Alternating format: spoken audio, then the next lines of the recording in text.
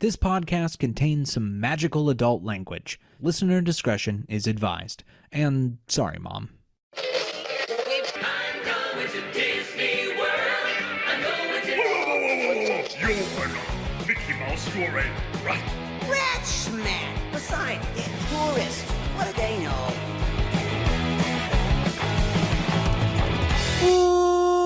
Welcome, foolish mortals, to Rat Castle, a progressive chat about theme park magic without the pixie dust. I am Nathan Hartman, and with me today are a panel of wonderful people, including the Dave Cobb. Hello, Dave. Well, hello. Yes, Dave Cobb of Comic Con and soon to be Gen Con, which very lucky.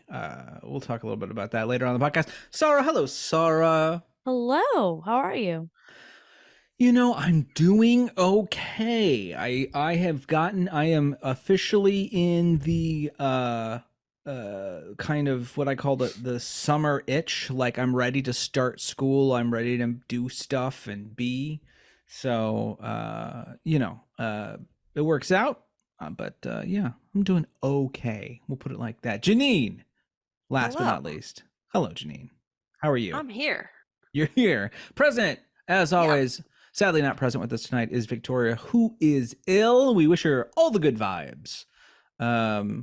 So hopefully she will be back next time. Sorry, you will be gone for a month, just so everyone knows. I will be. Yeah. Where are you going for a month? I'm going to Egypt. So I'll be with the pyramids, hanging out, with the pharaohs, going to my people, the Nubian kingdom. So Yes. yeah, so I'll be there. Have all the good food. I love Egyptian food. Yes. Gonna be having lots of kushari. If you've never had kushari, go have it. It's so good. Very cool. Bring some back for me. I will. Man, is that like half of this podcast that's been to Egypt? Because Dave, you said you've been to Egypt? No, I've not. Oh. I've not. I want to go to Egypt so bad. Sort of. Well, you guys can meet me there if you want. I'll be there for a whole month. I'll get my pit helmet. I'll look good in my tan trousers. I'll do the whole thing. I'll look great. I got a handlebar mustache. I've literally planned my outfits to look like an archaeologist. Beautiful. Yes. That's what we're going for. That's the Absolutely. vibe. I know. I would have to be a full-on Indiana Jones. I'd try to, avoid the colonizer part, but at least do like adventure gear. That's what I would. Yeah. Want. Yeah. The pictures for the pictures alone. Just for the vibe. Yeah. Like I'm not trying to take your stuff. I am all for bringing the artifacts back. Yeah. But I just want the vibe. The cute little vibe. The Death on the Nile vibe. Eat, dig, love, one might say. That's what Sarah's up to. Yep. Yeah, so she's gonna be gone, but hopefully we'll have some guests or whatnot. So never fear. She shall return from the Nile at some point. But until she's with us, we will be in denial. All right. Now. Oh my gosh. And with that, the news.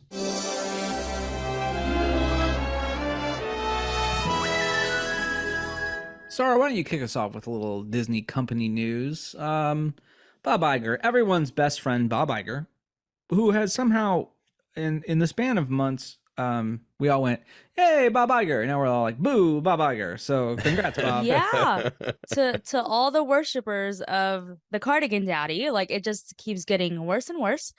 So Bob Iger is considering selling the streaming services and other assets, and may even try to just sell the entire Disney company. There have been talks about possibly selling to Apple. I know that that's the running rumor that has not necessarily been confirmed, but a lot of people are saying that the reason that he extended his CEO term was so that he can show that the company is going through a stable transition during this time, so that it is more attractive to those who are purchasing. So what are your guys' thoughts? Do you think that I don't know. I don't think it will necessarily sell. I just don't see anyone buying the company. Like, who would be, I guess, besides Apple? Is that even legal? I feel like this is a monopoly at this point. Well, yeah. Part of it is, I think it's about strategically selling certain parts of the streaming and TV, certain parts of the world, not necessarily here. Mm-hmm. Yeah. I mean, it's a bit of everything because he's Yeah. still interested in selling ABC and possibly Freeform and That FX, makes more so, sense to me because I don't know how selling the whole company gets past antitrust laws. Yeah. I just Right. don't think that is feasible. It's too big. But selling off chunks of it that they've maybe regretted acquiring Yeah. makes more sense. And Now- Disney Plus has lost 4 million subscribers just within the last quarter and is expected to like lose 800 I'm million. pretty sure that this they next lost quarter. 4 million because they lost the rights to show cricket. What? What? Yeah, apparently, I don't know if this is what I remember hearing. Yeah. It was they used to host Hotstar, Yep. which covered the Indian Premier League and cricket matches. Oh, And right. they lost Mm. that relationship, and so India dropped off basically the entire subcontinent. That would make sense. Wow. That Yeah. that makes a So lot of it's sense. Really not. It's not like Americans deciding to cancel their subscriptions. Yeah. No. Yeah. Though I I don't think it's doing so well here either. I to don't be think it's honest. gaining any. No. You know, I feel like it's- if you have it, you have it. I don't think that people are subscribing in droves as they did in the beginning because there Right. hasn't been anything that has come out that's been Oh. worth subscribing for. Are you kidding? It's Secret Invasion is all the rage in Paris. What are you talking about? It's the Oh the my greatest thing. Everyone's talking about it. I still haven't started it. No, I don't think I'm going to be Started completely what? frank. See what I mean? It was a Marvel show that came out and nobody watched it. I never downloaded even it heard of just it. to watch in case I don't have data Good out call. there. Gives So you something. maybe. I think they'll keep FX. I think that FX is been a consistent good streamline of quality content Mhm. that when they merge Disney Plus with Hulu, they're going to want that catalog. It's a Yeah. pretty good catalog. They do good business. They do good awards. FX does a good job with that stuff. So Yeah. I have a feeling they're going to keep it. ABC, who gives a shit about ABC? I mean, honestly, like if you're over a certain age, it's so rare to watch live television, period. But and they're dishing out for ABC. The problem with ABC is like they have to have sports, so they're paying for sports and things like that to make ABC viable. Whereas when you own ESPN, that's why that's not on the chopping block in any form or fashion. ESPN is like, it is the thing that makes money. Theme parks and ESPN is what makes money for Disney, in Yeah, many yeah. ways. Yeah. So we'll see. I don't care. The Apple rumors are interesting. I don't know. I just don't know why. what would app. Yeah. I don't. Yeah, I don't see that. I don't No. see that happening. I No. think Yeah. it would be cool if, well, okay, let me take the progressive me out. Would Sure. it be cool to have Apple, this innovative like tech company, come in and take over Disney and maybe see what they can do? Sure. But what could they really add to the theme parks in general? What Mhm. could they add to streaming in well, I know Apple TV is actually pretty great. Apple TV's So maybe they could fix probably the best Yeah. when it comes to quality. Yeah. Of Yeah. all of It's them. my so maybe favorite they of the- could fix Disney Plus. Yeah. It's my favorite of the streaming services for sure. I just don't know what technology wise they could, There's no they gain. couldn't. There's no gain, and they couldn't all of a sudden make Disney parks, iOS only. Like it just wouldn't happen. We might get So- Genie 14, Genie 15, like who knows? Like If we you might have if stuff you like want to that. integrate Genie into iOS, that they could fix that. If I'll selling accept the it. whole company to Apple means they will fix their apps, that is very appealing. It really screw the antitrust, screw Yeah, monopoly, yeah. take it. I Take just want those apps to just work. the software. Yeah. Yeah. Um, The loading screens of death when you're trying to get tickets to something. Like yeah. somebody got to fix that. We'll see. We'll see what happens. But no, I think Yeah. they picked up. I mean, the thing that people forget is, and this is why I think it's an interesting turn point for Bob Iger because he came from ABC. Like he was, if I remember correctly, he might have been there before it was even Disney's, and then he came with it. I think you're right. Yeah. So that's kind of a full circle. We'll see what happens. Do you guys? So okay, because I keep hearing about how a lot of people are talking about how Disney's kind of been on a downturn. Like we see that the stock is going down. Do you think that it's possible for it to get to its glory days, and what would it take for it to get there? That's a big question. Well, I mean, from a, it's not akin to the 70s in terms of creative output, but it is akin to the 70s in terms of the Disney of the economic stuff going down, because Disney was really in the shitter in the 70s. So and what got them out of that was the animation renaissance of the mid 80s. So I don't know. I mean, I don't know. Yeah, that's the weird thing is like, we want to talk about the golden time of Disney, and I'm always kind of like, well, what aspect of Disney? Because when things were kind of bad for the animation side, you know, Epcot was opening and there was these things in theme parks that were kind of keeping things moving for a while for the company. And then you're right, the Renaissance occurs, and that happens kind of mid 80s. And I guess the best is sort of the Iger, you know, selling The cars at Disney. 2010s. Oh, I earlier kinda than wanna say. that. Earlier than that. Yeah? Oh, yeah. Because I feel like 2010s is when you had DCA getting a bit better, and Disneyland was Sure. kind of at a high, I would say. Yeah. From I mean, my it's- generation. I'm going to talk from my generational perspective. Sure, of course. I would say that, you know, the first thing everyone's got to remember is when it comes to live production, Disney's got way more misses than hits. Like in live production, like you can love any of the Marvel movies or the new Star Wars or whatever, but like there's, you know, for every one of those there's like a, I don't know, like a Snowball Express. Like there's just you know, a lot of weird You know- movies you've never heard of. So Yeah.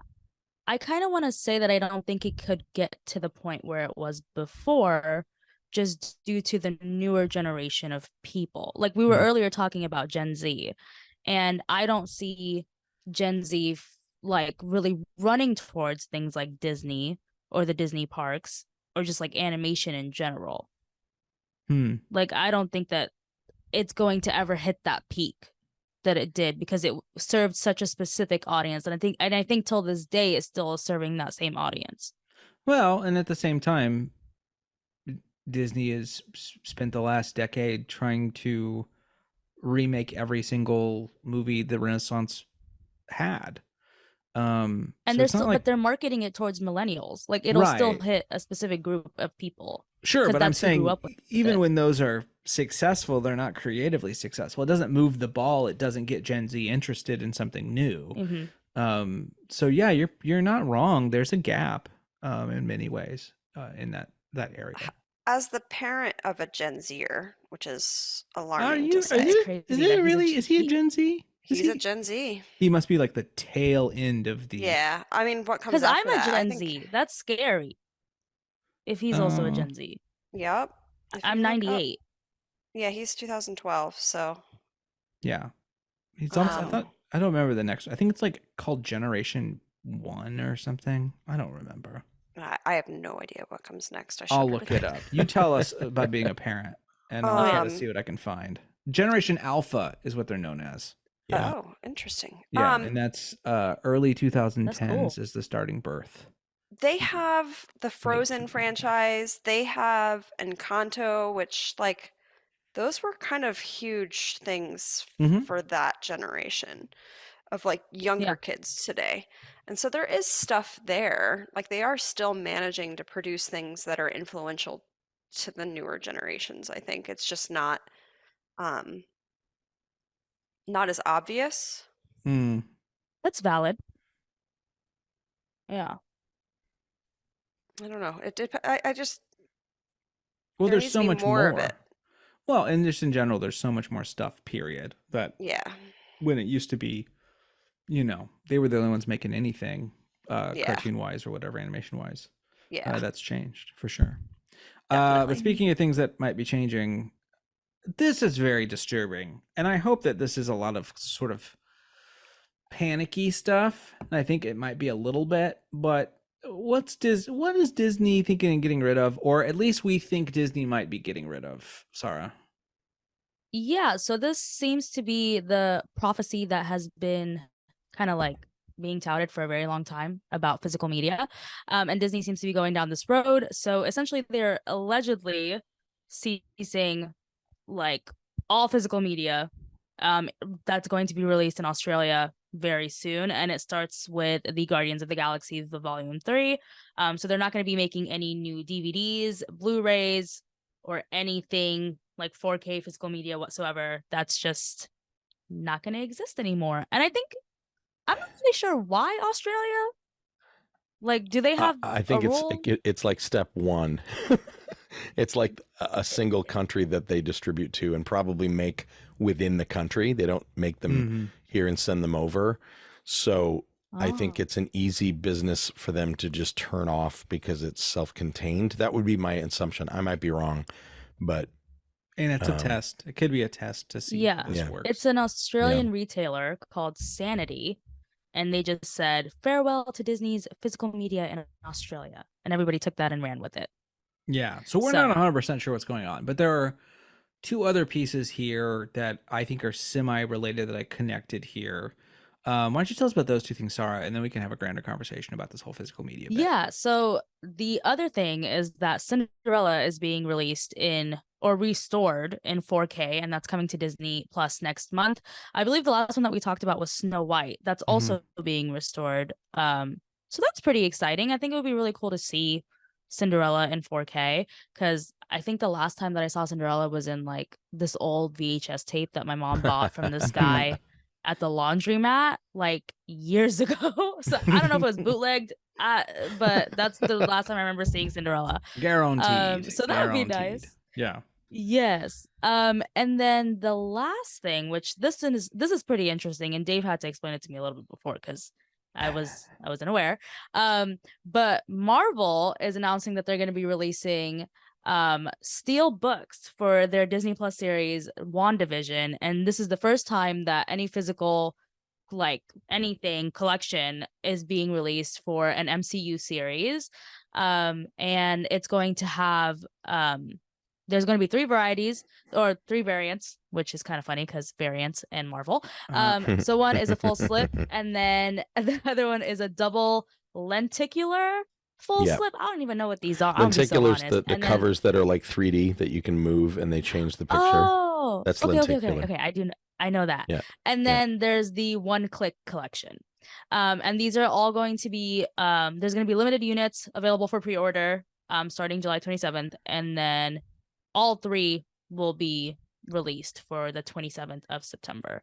So this is pretty cool because we've never seen this happen when it comes to a Disney Plus series, specifically a Marvel Disney Plus series. And WandaVision was obviously the one to go with because it was wildly successful. But oh, wait, what's the but? There's no physical media. There's no physical media in it. So a steelbook is usually a DVD or a Blu-ray. It's a physical media release that you own and can hold in your hands, and there's no way for them to stop you from ever playing it in its lifespan and your lifespan. What they haven't said is there's no physical media in this thing. So is that a special code to watch it on Disney Plus if you're not a member, or a download code like Vudu or the Amazon Prime or any of those download services? Because even those, this is the dirty little secret of all of it. The fact that they're pulling stuff off of streaming, that's only step one. Anything you've bought digitally, anything, they have the right to rescind that right that you paid for. And most of them say, there is fine print in digital purchases that say, after a certain date, and it's usually something like 15 or 20 years. They've padded it out so that for most people it won't affect them, but that doesn't matter. The problem is you don't own what you buy anymore, which is, so this entire release is to get a couple of cool postcards and a case for those postcards and nothing else into your hands. It is the most cash grab I think I've ever seen from a studio, because it is a nothing burger. You're literally buying nothing. Yeah. And that's why it's limited edition. So, everybody's going to go for it.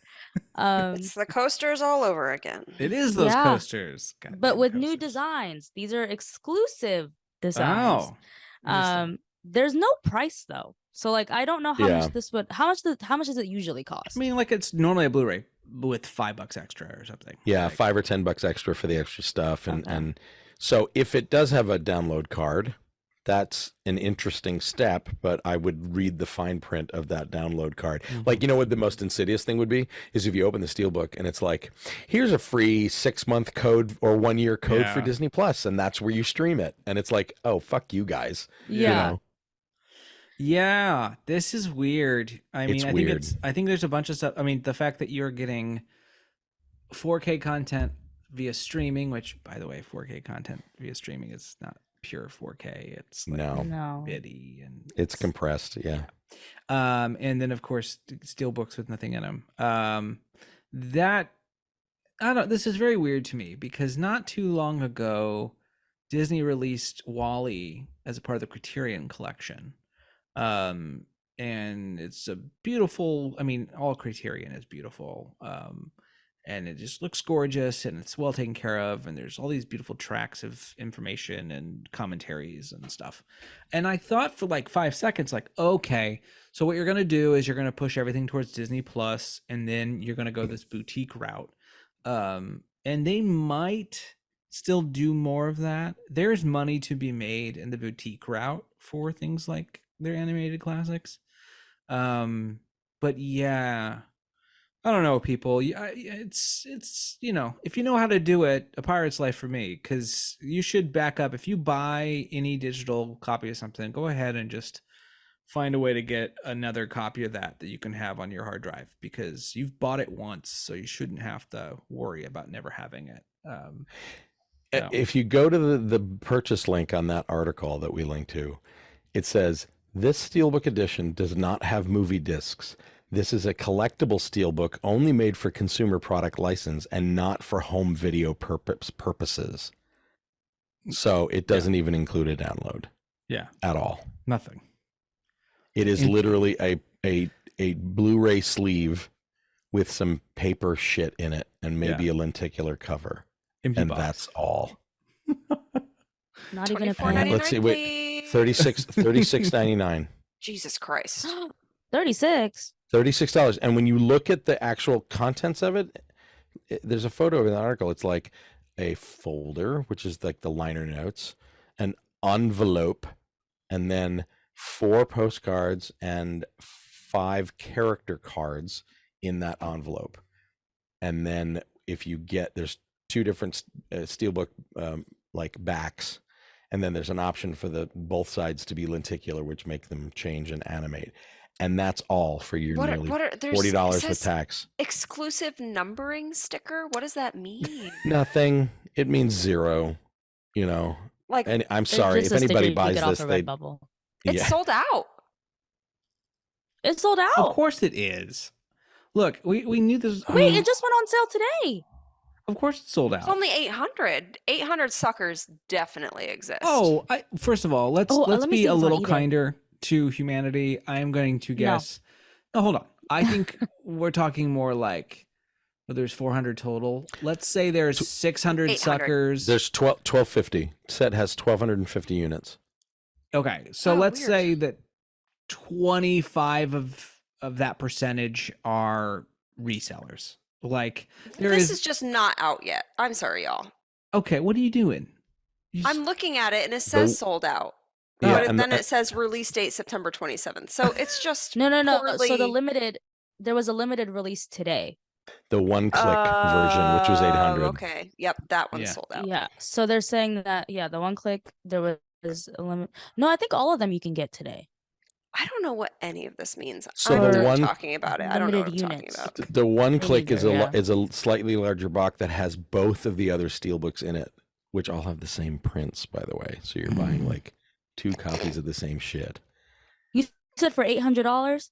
No, No, 800, 800 sets. Yeah, it's Oh, all okay. 36 Of the larger one and All right. 1200, Anybody? 1250 of the regular ones. I first of all, I'm excited to see someone do an unboxing of this. Second of all, It's not on eBay. So I'll tell you that. yeah. Second of all, well, not yet. They don't have it in hand. But that's People never stopped anybody. definitely, post listings before they. Yeah. get Yeah. their Just stuff. you wait. Just you wait. Someone's reselling this. But yeah, I also have a scheme that's pyramid shaped to send you if you bought this. Great deal. Some people are just completionists. Yeah, but you can't Yeah. complete so a they thing will that's buy- not complete. There's nothing Yeah, here. it's- Well, no, they just want those freaking postcards, and so they're happy to Oh, it's pay the just Marvel. $36.99 for That's the. And someone's going to keep postcards. it sealed, and 20 Mhm. years from now at Comic-Con, it's going to go for $400 in one of those plastic sleeves that the Oh, comic book you're- people put in you are and grade it. You're so smart in the sense that like someone's going to do that, but I don't agree that it's going to be worth shit.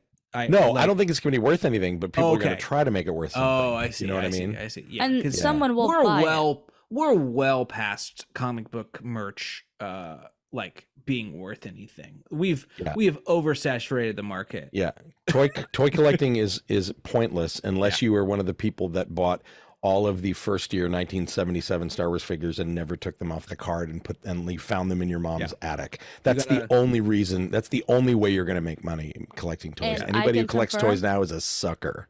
Yeah, because when I watch Pawn Stars, that's what they say. So Yeah. that's Yeah. confirmed. It's great. But I Sorry. think And Oh, did we it's learn? okay. Did we learn nothing from Toy Yeah. Story? Take your toys out of the box. Play with them, toys out of the please. box.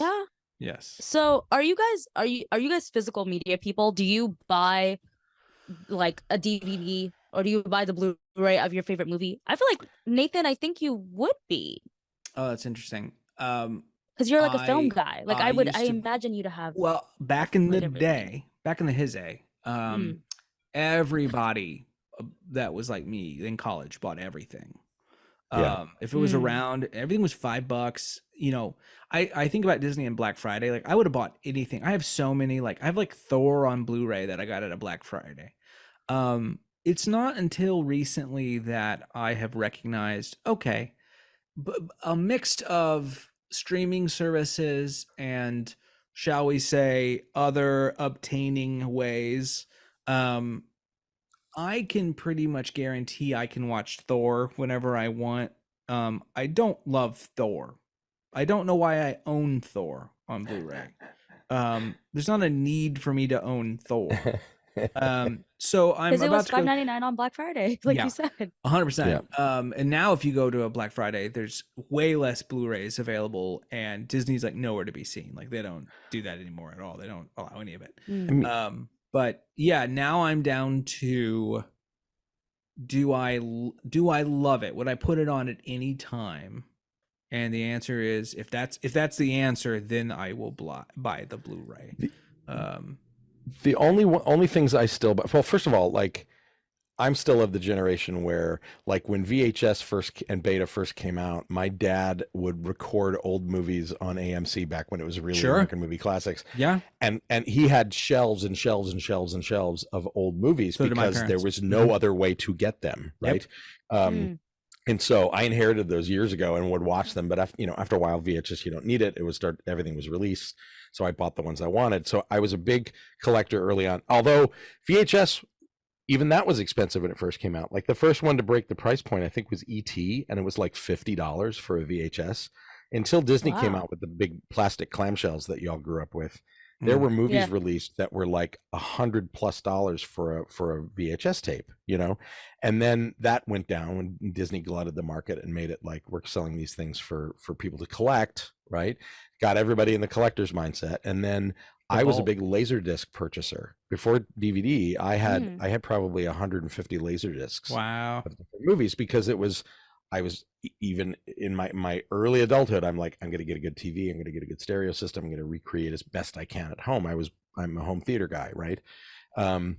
So in the DVD world, I still have hundreds of DVDs and maybe only 50 or 100 that are still in the cases displayed on my shelves, because after a while, when they stopped selling DVDs, I just said, I'm never going to resell these. I'll put them in those sleeves. So I have those big binders filled Yeah. with movies, which means they're not worth anything anymore, but they're not worth anything anyway, Yeah. right? But also, how maybe often that- do you take them out? Because, Never. Yeah. Never. Yeah. Never. It's a process. The only reason I still buy things, because I do still buy physical media, is I was a very enthusiastic adopter of 3D TV, and I have like the last 3D TV on the market from 2016. It's like OLED. It's really beautiful. It's 4K. 3D movies are not 4K, but that's okay.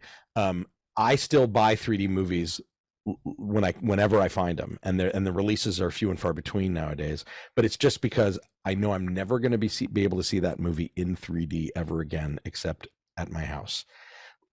Like the latest release, I got Way of Water, and I was very shocked that they released it on 3D Blu-ray, but they did. And I think that's Cameron going, yeah, you're not going to release this unless you do that. So yeah, for his TV. I have. So how do you I have watch Avatar.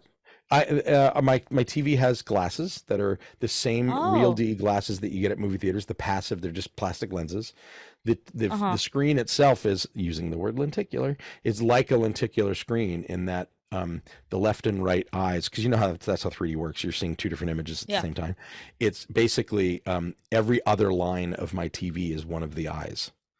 And there's a polarizing screen, which is the same as the filter they put over the projector in the movie theaters. But in my case, it's a giant one that's on the whole TV. And when you put on the glasses, it separates what you're seeing into a left and right eye. And it works really, really, really well. And it doesn't actually make 2D TV look worse. It's a Dave, beautiful 4K TV. I have to ask you because my parents had a 3D TV and I never really understood how it worked. And so you just satisfied something that I didn't know I needed to know. Did they have the what? So there was two cut. But they had the kind that you had to charge the glasses. Yes. Okay. They had and they were terrible. So the other way to do 3D, and it's not done in the movie theaters because it's cumbersome and expensive, is electronic glasses. And what those do is the lenses you're looking through, one for each eye, is alternating very, very fast at 30 frames a second, every other eye going back and forth. Actually 60 frames a second, because it has to do twice for every frame.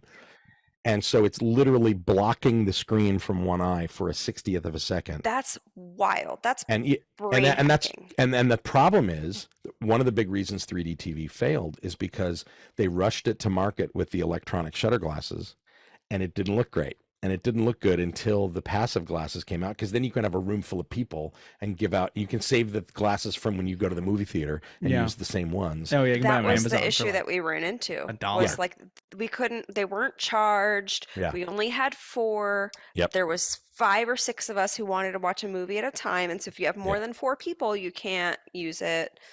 You can't just like go to the movie theater and keep the glasses. Not and on then take hers. those On home? mine you can, but not on hers, because it's active versus passive 3D. It's very techy, but okay. that's the only reason I still buy stuff, is because it's like, oh, I can still watch But Way of that's Water cool. on a 65-inch. I have a 65-inch 4K How much TV did in my that tiny cost, apartment. Dave?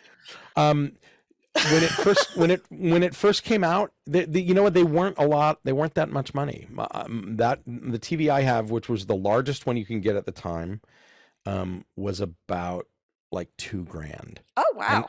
Right, not that much at all. They actually, if you look for it, it's an LG model, and if you look for them now, they actually go for a lot of money used, because there's wow. not a lot of didn't them even know out they there, and there's a sold lot of nerds who really want 3D. And I actually, and we talked about this before when we talked about Vision Pro. I think 3D is going to have a weird home renaissance, at least from a niche perspective, because you can capture 3D content on the Vision Pro. You can film your own movies, and that will be porn within seconds of the first one being put on someone's face. And more importantly, the 3D libraries, cinema. since the dawn of cinema, we call it in the interactive world, I think we talked about this, time to penis, that when we make an interactive thing for a theme park or museum, how long can a user actually get to drawing or typing penis? And the whole idea is you have to get it down to 0, and it's literally on design documents. It says TTP must be 0. Not kidding. Absolutely not kidding. We're People are so the worst. amazing. Time to penis. But like, I think the 3D libraries that happen, like Disney Plus, like for a while, Netflix had 3D movies. They don't anymore, but they did. You could stream them from there. Disney Plus can easily stream Blu-ray quality, which is what 3D requires. Nobody has the TVs. But all of a sudden, if Apple Vision Pro and spatial computing take off, there's a whole new revenue stream, or a whole new subscriber base at least. And it's not going to be huge. And there's a lot of people who don't like 3D, but it is a place where that media might have a second chance if they can come up with a good way to show it for, groups of people. But anyway, so if you ever want to come over and watch something in 3D, I have like almost every 3D movie. I will Dave, you should not So give pick me that one. invitation because I No, will no. take it. Pick one. Tell me which Think one I you want won't. to see, that you've always wanted to see. I have my favorites, but I have too much free time now. I will be there. anyway, I so will. yeah, I mourn physical media too. Nathan, we're both fans of Alonso Duralde, and he's been on the podcast before. But he has a section of their podcast of Linoleum Knife that's literally about what physical media releases Yeah, are. he wrote an And article. He has been he used to sounding write that bell. Yeah, he used to write a monthly article for the Wrap about physical media release. And he has been sounding that alarm bell and that warning that all this was going to start coming down. He's literally been like, I've been telling y'all that this is going to happen. And I honestly don't know where it leads when you look at things like the WandaVision release. Like, what is their end game here? The streaming services aren't doing well. Are they going to go back to digital purchases and digital rentals? Because you can still do that. If you're not a subscriber to Disney Plus, you can still get you can't get the TV shows, but you can, or can you? You can after a certain time. After a certain time, right? You can buy them on Apple TV. I mean, because Amazon. Physical media that is more than just the disc, and like, we think that we don't want behind the scenes stuff, but I think there's a certain population that really wants it, and really loves commentary. I mean, Criterion is probably the flagship for this, but there's plenty of other unique companies that do these niche releases, and I think that'll continue. I don't think we'll see an end to that, because there's weirdly, like, Some Like It Hot from the Criterion collection will make more money upon the Criterion release than it probably has for its studio in years, because it's only on maybe TCM once in a while and streamed some. Right. So I think that people are going to get tired. I think, first of all, there's going to be streaming companies that really stop being streaming companies. I think it'll become a part of what they do. But like, Netflix has already released tons of stuff on DVD. Paramount Plus is not stupid. They were like, I know who watches Yellowstone, and we need to get it on DVD as soon as possible. So yeah, it just depends. I don't know what the younger generation will do, but if you would have told me, let me put it like this. If you would have told me 10 years ago that at this point in time, vinyl would be hotter than CD or MP3, when it comes to, I don't know, probably not MP3 when it comes to sales, but physical media wise, like, I would have called you a liar. Like, vinyl is a booming business. So I can't imagine that we don't see something similar for video physical media. There's too much money to be made on, making a disc with some features and putting it in cheap plastic. Like, it's not hard to do. Yeah. So, but we'll find out. Let's move on though to the theme parks. We have some interesting. This is a fun one to start with. You see, I'd like to say that our dear friend Ron DeSantis, Fucking fascist! is he's one of us now, because he wants to defund the police. I don't know if you guys know this, but my man Ronnie has really turned a corner, and his puppet board that's running Reedy Creek has decided to take out $8 million that Disney had set aside as Reedy Creek for their overtime for police at Disney, and they're going to just take it away. They are going to they have decided to slash $8 million in the annual budget that was used for hiring off-duty police officers from the Orange County Sheriff's Office for Disney purposes. And of course, let's see, what was his name? Martin Garcia, one of those, I don't know. I don't want to call it. It's not the Central Florida Tourism Oversight Board. He said they were spending on a number of fronts that was wasteful. $8 million was being used for law enforcement services exclusively on Disney properties, and that doesn't make any sense to me. Need I remind the youths out there that might not even have been around for this, when the Twin Towers were hit on September 11th, guess where everyone thought was going to be the next place hit? Disneyland. It wasn't the White House. Nope.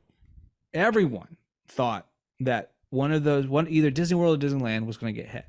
Yep. And there's a reason for that, because they are not our pride, but they're our heart. And it's a place where you can really hit us.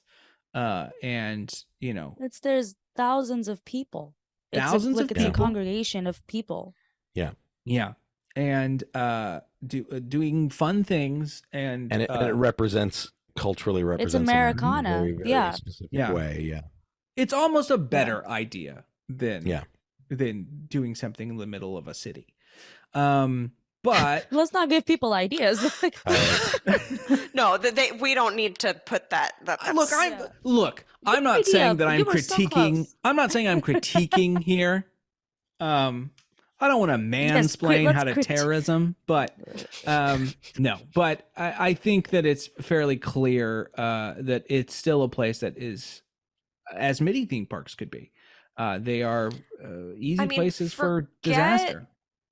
Like 9/11 is ancient history at this point. Mass shootings Yeah, not so Hello? ancient. Exactly. are the real concern now. And Yeah. how many times do we hear so and so brought a gun into the freaking parks or tried to Yeah. bring a gun into You the mean parks? How many in times? open carry, Florida?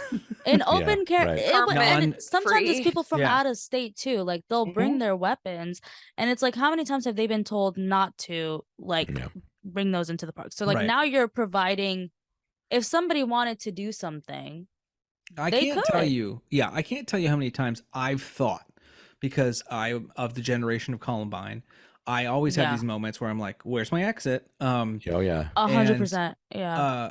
I can't tell you how many times I've just thought, "No, I'm not going to do it," but just thought through the process of getting a gun to kill people at a theme park at Disney. Right? Like, you know, that sounds bad. Don't take it out of context, people. to the FBI but- agent that is listening, Thought- we do not Thought exercise. It's thought a thought exercise only. exercise for my safety. And frankly, Yeah. guess what? You can go pretty damn far. You can waste a lot of people at the security check. That's still Disney property. I'll right? give you an example. Like I don't know if you guys remember. Well, there's so many mass shootings at this point. It's kind of hard to pinpoint each one. But there was actually one here in Orange County, and it was while I was working at Disney, and I remember specifically thinking, if there was a cast member who was just having a really bad day, or if they Mhm. just like were just a mass shooter, whatever it may be. How it's so easy. You think that the checkpoints for guests are easy to go through. The ones for cast members are so Yeah. much easier to go through. yeah. Yeah. They don't even Yeah. check your bag half the time. So it's like, and now with the possibility of not having, I hate the fact that I'm saying this, but we need these motherfuckers here. Like, ACAB all the way, but like you need the police there, like at Disney World specifically.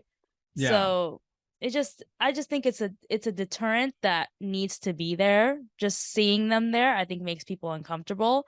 So Yeah. to take them away, it just feels very unnecessary. And now Well, we're and all a- for defunding the police. Like, Yeah, and a lot of these people, my guesses, are playing undercover when they're here. You know, they're Yeah. just they're walking around normal and they're strapped.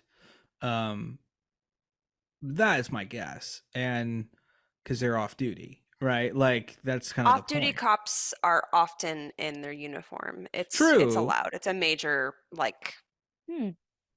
a major part of the draw of becoming a cop is you can like double your income No, that's Mhm. fine. by working overtime Yeah. for like private events and stuff That- I like thought it that. was that- free lunch. That I don't like that at all. That sounds bad. But yeah. This ain't great. This is not good. This is not It's funny that we're saying that, like, no, don't get rid of them. Like, it's just never Well, something that I thought we would say. There are But Well, like, it's very- certain places where it's- cops make sense. It's Yeah. it's different than the We general. don't need the cops pulling over kids on their bikes who don't have headlights. exactly. Yeah. Yeah, like, right. this And the problem with the whole term defund the police is people have spun it into not what it means, which is not. Exactly. Yeah, It's about. it's not about, eliminate the police. It's not eliminate the It's police. about demilitarizing the police. demilitarizing and taking the Yes. money that goes into Mhm. the police and applying them to social Exactly. programs for Which the is stuff that is nonviolent not and only stuff that's that, not crime related. it's also shifting Exactly. the responsibility. Like there's Right. no reason for cops to handle right. Mental health welfare situations. checks Right. Yeah. and mental health and Yeah, things and like that. Yeah. but this isn't that, right? This is No. about security of people, period. Because there's And a sense security of of a large- safety. like Yeah. when you go into a Disney park. Like I feel safe in a Disney park. Mhm. Yeah. And with Now, stuff like this, This doesn't mean that Disney can't secretly sort of beef up their own staff to make up for this loss, which is what I predict would happen. Mhm.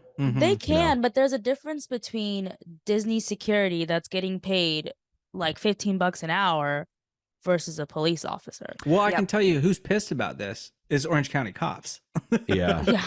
That's a lot of extra dough. Whether I Yeah. like the concept of them having Especially time when to you moonlight. consider that a lot of, like, I have friends who are cops and they really count on getting Mhm. those after hours events, directing traffic for a church, hanging out at Disney. Like, they count on these. It's easy Yeah. money, Yeah. and it's where they make like a huge amount of their annual income. Yeah. Oh, interesting. Yeah. Yeah. So very fun. Very fun news. Complicated. Super Yeah, excited. very complicated. Definitely planning my trip to Florida anytime. Janine, blink twice if you need to come to Maryland. Okay. I'm surprised Janine is still in Florida. I'm not even gonna lie. Like Janine does not seem like a Florida person to me. No, no. I have a child custody arrangement. Oh, and that's my right. That's my right. fiance is an attorney who is only barred in the state of Florida. So I'll roots do it. are I- deep. Is you it know, and I hard? also think that it's funny because they see comments like that on Twitter, like just move, and it's like that's not really possible for a lot of It's people. not. And Yeah. to be honest, I think it's more valuable to be there and be visible. I think it's going to be Mm. painful for a while, and you have to be on guard about your own safety. But I think that I wouldn't, if I was working there, I wouldn't move. I'd be 20 times gayer than I am already. you know? Yeah. And this is And the thing. there's a And these are charm the to living things. there. Well, yes, but these are also the things that white dudes like us can say. Like we can feel secure enough to Yeah. be Yeah, that is More it, liberal and rooted in welcoming. privilege. Absolutely. for sure. But then also like the whole conversation of having people move from the South, there's a lot of history for a lot of people there. So Yeah. people can't just pick up and move like you guys said. Yeah. Yeah. But yeah. Well, let's go from a thing that stinks to another thing that does, kinda. I hate this so much. This is so confusing. Well, it doesn't stink. It might stink. We don't know. Like it's gonna have smells. I hate it. there is I hate it so much. I hate the name. all right. We'll get into it. There's a new interactive. This is literally all we knew. This news came out like 7 p.m. We record at 10. Like this just came out, so you might even have more information by the time you hear this. There is a new interactive experience coming to the Magic Kingdom. This is from Disney Parks on X. Oh, gross. Nope, Yeah. doesn't work. Nope. No. It's like saying this is Disney Parks news from Pornhub. So what it sounds like. And it There's- looks like the logo looks like it would be like a X-rated thing. Oh, Yeah. that's interesting. Very sketchy. Did Twitter the also has X. an official Twitter called Twitter Movies, Yes. and the Really? best tweet I saw was somebody saying, "Go ahead, rename it. Go ahead." because they can't. We can't. Anyway. Enough about Twitter. Don't live in my head, Elon. Get out of there. There's a new interactive experience coming to the Magic Kingdom. It's called Smellephants on Parade. I actually like Why? Smellephants. I think that's fun. Search and Oh. sniff just does not Will sound be like a something to do. family-friendly search and sniff adventure in That sounds Storybook nasty. Circus. Presented by all our favorite pyramid. Speaking of pyramid schemes, Scentsy, the official fragrance of the Walt Disney World. Wait, is it really a MLM? It's Yes, an it is. MLM. No, really? Yes. Yeah. Sincerely, Ivy on Twitter posted and was like, I'm still really confused as why a large company will take on a multi-level marketing business that encroaches on people and asks them to spend money to run their own business and not make any money back until they sign up 10 other people under their pyramid scheme. Ooh, a read. She did not. Oh my god, I love that for her. But like, Wow. Yeah. Yeah. Yeah. I I think she got by them. She says, as a victim to MLMs, this brings a Oh, bitter taste in reading my their mouth. I'm reading their website now. Host parties. It is literally Amway. oh Yeah, That's wow. Amway. Terrible. Yeah. Oh, And I've smelled their scents at Disney. They're not that great. They're not Yes. good. Are It's they- the most. Do they make the candles too? That is what their whole thing is. I like- think they don't. The I don't think they candles? do. I think they mostly do. No, like, no, the candles that they melts. sold. Do you remember those candles that were being sold at the beginning? Or no, at the Yes, end of last yes. year? Those were in the them. park? It's them. That's them? Yeah. I'm not gonna lie, they actually didn't smell that bad. Well, you might have found a good one. But anyway, we know nothing else about this except there's a picture of the. I'm going to look at the concept art here. And as we all know, concept art tells us exactly what's going to be happening. So let's see here. It looks like there is something in front of Dumbo. So this is going to be around Dumbo. It seems to be based on Elephants on Parade from the Dumbo film. And they have a statue. Oh my God. Well, They're it looks to me like it's targeting stay-at-home moms. I think it looks like it's either a reworked version of the front of the Dumbo attraction, and that they're changing the way the queue and everything work with that indoor playground. Am I looking at maybe. something else? I think it's just going to be around that area. But you might be right because they can't get rid of that playground. That playground is Is this very a popular. popcorn Yeah, it's- scented Yes. one? So this looks like it's a popcorn. This is an elephant I statue see. that has Oh. its pants are red and white stripes, and then it's So it's Yes. it's the smell version of makes- the 50th anniversary. Yeah. yeah. Like, how Audio. close do you have to get to this smell? Is it being pumped out? What about people who are sensitive to this shit? You- Like, I have friends who But they are, already pump like, out they scents. They already do that in the All the parks. time, yeah. Yeah. That Yeah, Main that's Street. that's the not thing. like candle scents, though. well, Well, it's all artificial It's the- scents yeah, anyway. it's- But the candy on Main Street is not the candy they're making. It's just candy No. smell. Yeah. yeah. Yeah. Which of But, course like- you can get in like a tube. Like it's that. Yeah. I mean, it's just Yeah. engineered. Yeah, I'm sure it's like a propelled air coming from the region of the statue pointed at the basic viewing area. Yeah. Yeah. And that can it's probably guarantee magic. it's not. It's probably Scentsy. Magic Band related. Like you 100%. wave at it just like the characters. It's literally probably- just repurposing the Oh. characters. I feel like they probably took the characters, put a skin over them, and then put like a hose or whatever, and we're like, there you go. We got to use this So it's shit. gonna have like hoses for Yeah. their butts. They're gonna fart out scents. No, they're going to be Probably- new. They're going to be new sculpts because they're all smellephants. Yeah. They're like, So oh, they're but taking the elephant. pink they can't- elephants on parade from Dumbo from the acid Uh-huh. trip dream sequence. Yeah. And making them. But it's the each same represent a technology, Smell. for sure. Okay, fine. I hate the name. Smellephant. It's I just don't like the search and sniff. Like that just doesn't sound right to me. Like that just sounds so on. gross. Search Like sounds like sniff. walking your dog, right? yeah, like just like I'm gonna search and sniff around to see if the fucking baby pooped. Like that's what That's it what sounds Ziggy like. does every morning. Search and sniff the Yeah, like, neighborhood. Checking his P-mail, I call it. Oh, that's so cute. But Read I the mean, paper. it's something to do. Something for the kids, because you're not gonna get on those rides anyway. Yeah, this is So- gonna be True. like part of the app. There's no Yeah. way. There's no way this is Yeah. gonna be. We're all gonna like 90% of people are gonna go buy it and go, oh, okay, that smells like popcorn because they're gonna be able to smell it. This has got bounty hunter written all over it. It It's probably insane. won't cost more than like how like I don't know if they do this in Florida, but over here we have the Easter egg hunts, like where Mhm. it's like $5.99. You go into the stores, they give you a paper and then Yeah, sticker, yeah, and then yeah. you go look Yeah, around. That's all Yeah, at so Epcot. I'm guessing because you see the kid in the concept art holding a piece of paper or like a map. This could be more. So- You're right. This could be more like we have pirates here too. Like Magic. The best equivalent is Magic Kingdom has like I think it's pirates something. I can't remember what it's called. Treasure. And they give you Yeah. a treasure map and you can click things and they'll open. It's Mhm. cute. It's really it is- cute. It's cute. What happened to that? Like it wasn't a card game. Oh, You know what I'm blah, blah, talking about, blah. right? Yeah. Oh, I can't believe I'm blanking on it. Only thing in my head something is of the Wizards something of the Magic Waverly Kingdom. Place. Yeah. No. Wizard- It was Wizards of Waverly. Sorcerers. That's it. Sorcerers of the Magic Kingdom. Yeah. Well, yeah, and That it was seemed pretty cool. cool, It yeah. was like Pokemon, and the problem was they didn't sell card packs. You could just Yeah. get free Yeah. ones a couple a day when you went. So it never made any money. And when it came time to upgrade the hardware, because it was all running on like Windows 3.1 machines, Mm-hmm. they just ripped it out. That's the story I got. Was the whole reason it was popular. It was a good activator. It brought people to distributed people around the park to areas that normally weren't crowded. But the Mm. only reason they didn't change is because they would have had to invest in new hardware. Yeah. Hmm. It makes sense. But don't worry, everybody. You get to smell. Maybe they'll have a Figment one, and then he'll over at Epcot, and he can fart on you. Which I is don't what think I Figment want to likes smell do. Figment. I feel like he would smell nasty. You haven't been on the ride But recently, apparently. You don't miss Stitch burping chili dogs in your face? Come on. Aw. You know My what? 10-year-old confronted me About recently and was like, how come we never go on Figment anymore. Like, You better really take him on upset Figment. about it. Oh my But then God. I was like, I don't know. Nobody's ever said anything. And he was like, yeah, I don't like the skunk smell. I don't actually want to go on Figment anymore. Okay. Wow, that really folded pretty quick there. Real quick. Like, Speaking of God- He was speaking of curious. disappointments at Epcot, Oh yeah, I hated that you were right about this. I know. Me too. I was so.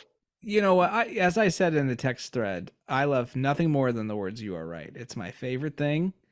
I do not. I am boastful enough to say I enjoy it. So anyway, It's like you uh, wanted to be right. of You couldn't course I even want let to it be right. live. You Laura, couldn't all I even- want to do is be right. I'm a white man in America. What else do you think I got? You know what? I just want All to I be. want to do is win, win, win. Yeah. But it's fun to be knowledgeable. No, I hate that I'm right about this. It's a blessing and a curse. Okay, so at Epcot International Food and Wine Festival, presented by Corksicle, the future. I don't know why I was so mean to Corksicle. You didn't do nothing wrong, Corksicle. I think The future's people that being buy made. it. Yeah, they're like, hey, you want to spend $80 on a water bottle? No. Exactly. So the Muppets Lab, right? We talked about this last episode. Dr. Bunsen Honeydew and Beaker, of course, with their tasty flavors at the Brewing Lab, which you can see photos online already. They've set a portion of that up at the Odyssey Pavilion. It looks very cute. But lo and behold, of course, Dr. Bunsen Honeydew and Beaker will only be available via recorded material on television. Boo. Yeah. Boo. Boo. It's a big boo. Not surprising though. No. I was secretly with Nathan on this. Yeah. Yeah. Thank you for It's- letting us at least have our moment of I hope, yeah, Dave. I was right. I wanted to let you live the dream for a bit there I because just- like well, you look at the show they did in Liberty Square, it was adorable, Yeah. right? They Mhm. could have done that, but no. Well, Because and we talent, knew that because money. We knew they were coming to the Christmas one, Hollywood Studios too. They are coming to that, Kermit and Piggy. So I think Oh. there was a little bit of a, well, maybe this is a thing. Maybe we got the puppets around. They've got the let's do puppets something on puppeteers on staff, so But Well, it's too hot for them. but the Oh. problem is, well, this is indoor. I just want to, yeah, this is Oh, indoors. This is okay, at the okay, Odyssey Pavilion. But if we take a moment to think about the Odyssey Pavilion, where the hell they would put puppeteers, I have They make a stage, Nathan. no concept. I don't know how those people leave. It doesn't work. But I They just Yeah. stay. Like they can. Doesn't They'll just Epcot sit there. have tunnels? No. No, only No. Magic Kingdom has No. a tunnel. No Yeah, tunnels. Nathan, that's a tunnels? fair point. No. Oh wait, yeah. Why would they have a tunnel? They have a whole lake. Duh. Yeah. yeah, That makes no, sense. bad And idea. there's a like a skip loader, big huge earth mover type thing in that water in front of Odyssey, right? You know the story? Oh, tell them. No. When they were clearing the land for that area, one of the earth movers ran into a sinkhole. And Ah, the What the operator hell? got out. The operator got out and scrambled away, and the thing Nice. went down like 100 feet or more, Mhm. and it was filled up, and it started to fill up with water. So they knew there was going to be water there, but yeah, it was too expensive to try to retrieve it, so it's sitting down there to this day. and that's on Karst. So is Epcot on top of a giant sinkhole? There's sinkholes all over Florida, like they're it's everywhere. Karst. It's Yeah. it's our landscape. Oh yeah, is sorry, karst. geologist, speak to this, please. Oh yeah. What is karst? What does that Karst mean? is the feature. So Florida is a bed of limestone, basically, and limestone is a carbonate, and so it's very susceptible to erosion. And so we have little like imagine like a sponge. Like Florida is on an ossified sponge with a bunch of pits in it and layers, and like some of those layers are like eroding. Some of them just have dirt over them that are really compacted, and they just go, and we get sinkholes. So it's literally like the earth will just disappear beneath a section of street or It a happened. house. Yeah, Happens there's all the time. one not far from where I grew up. A sinkhole just opened up underneath some guy's house and swallowed him in his bed into the earth. Mhm. And it's So- opened up like 3 more times since then, including just in the past few weeks. And there's Yeah. and you know in the last 20, 30 years of construction and technology and It's radar made and sonar, Yeah, they're made a lot of strides in predicting it more, but for the Oh, longest but time. it's also like, we don't know. worse because we're pulling so much water out of the aquifer, and the Yep. water helps keep it in place and not dislocate the material. I And kind of.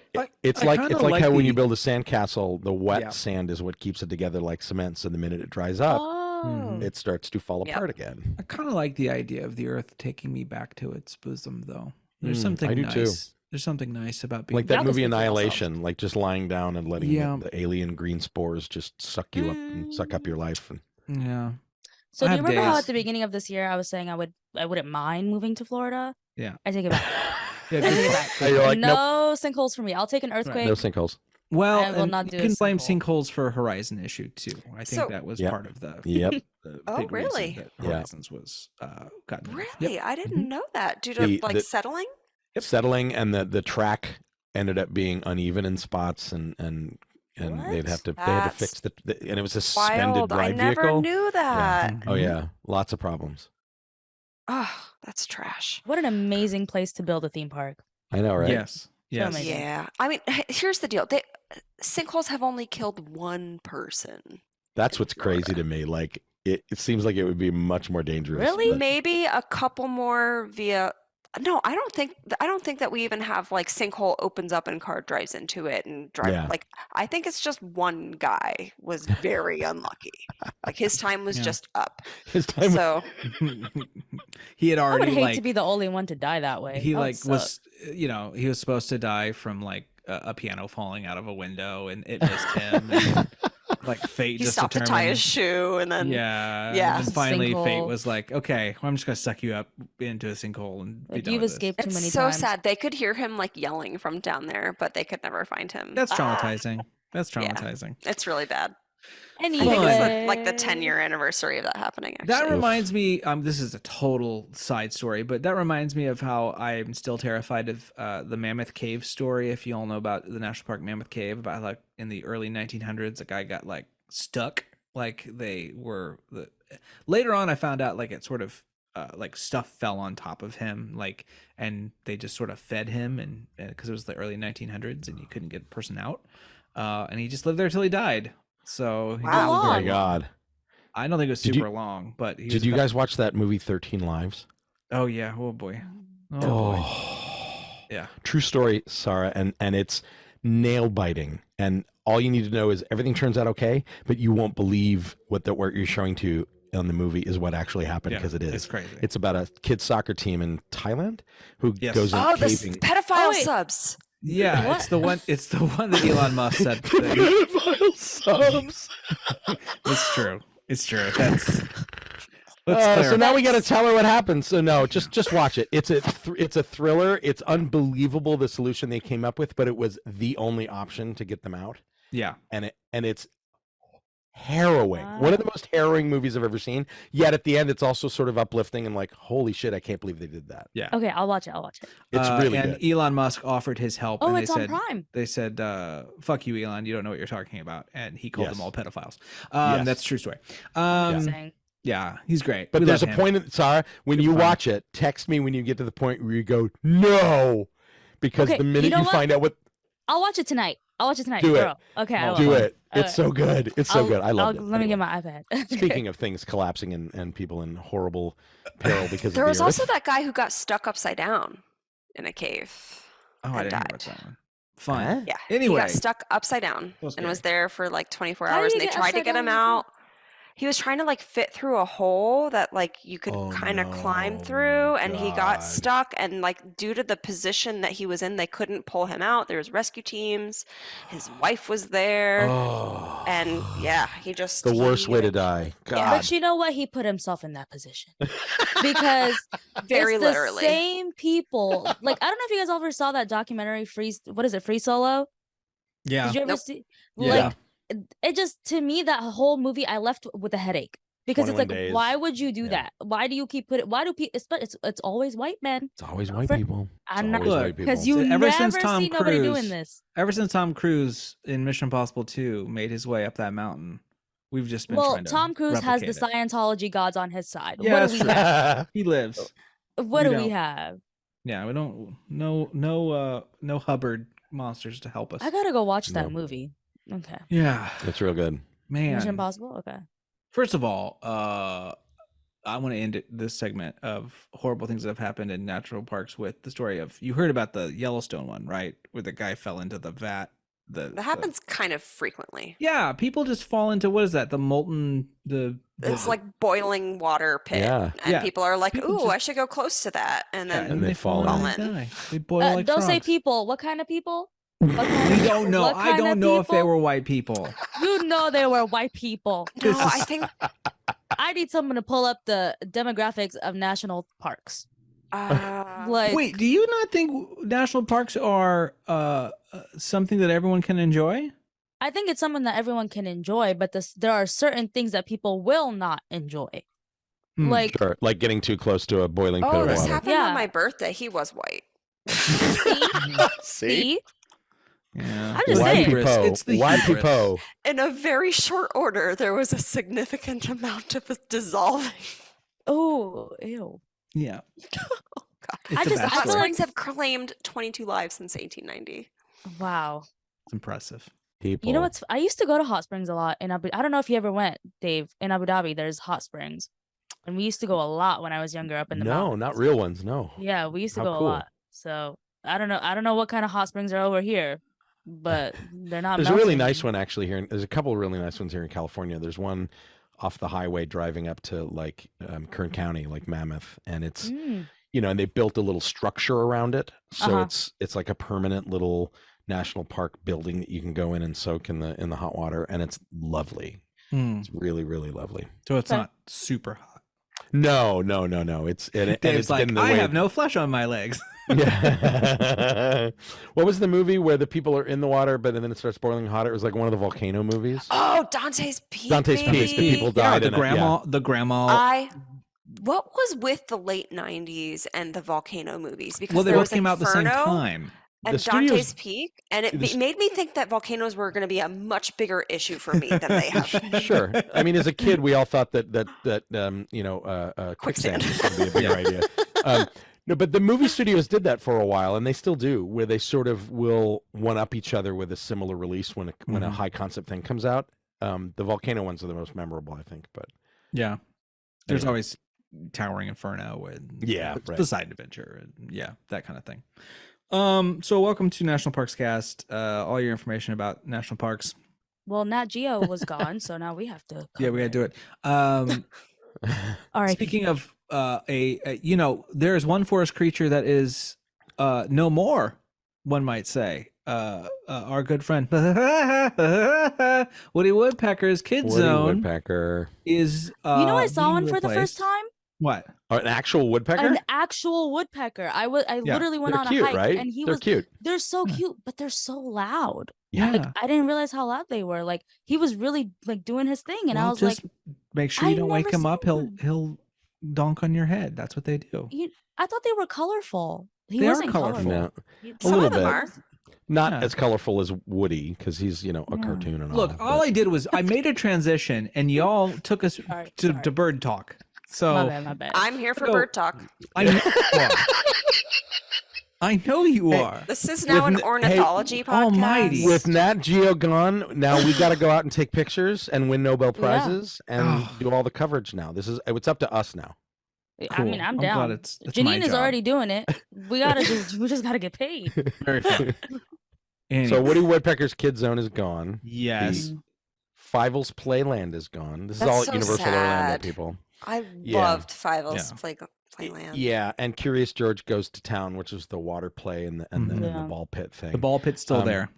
Oh, that's it? great. The ball pit's So- so much fun. They probably so all of these, by the way, like especially Fievel's Playland, that was a lot of maintenance over the years because Oh my everything God, had to be yes. reskinned and repainted and rebuilt over the years because it all had And there was lots a of full-on water slide too. yeah, there was an actual water slide attraction. So none of that's there. Did they rip all of that out too, Nathan? Do you know?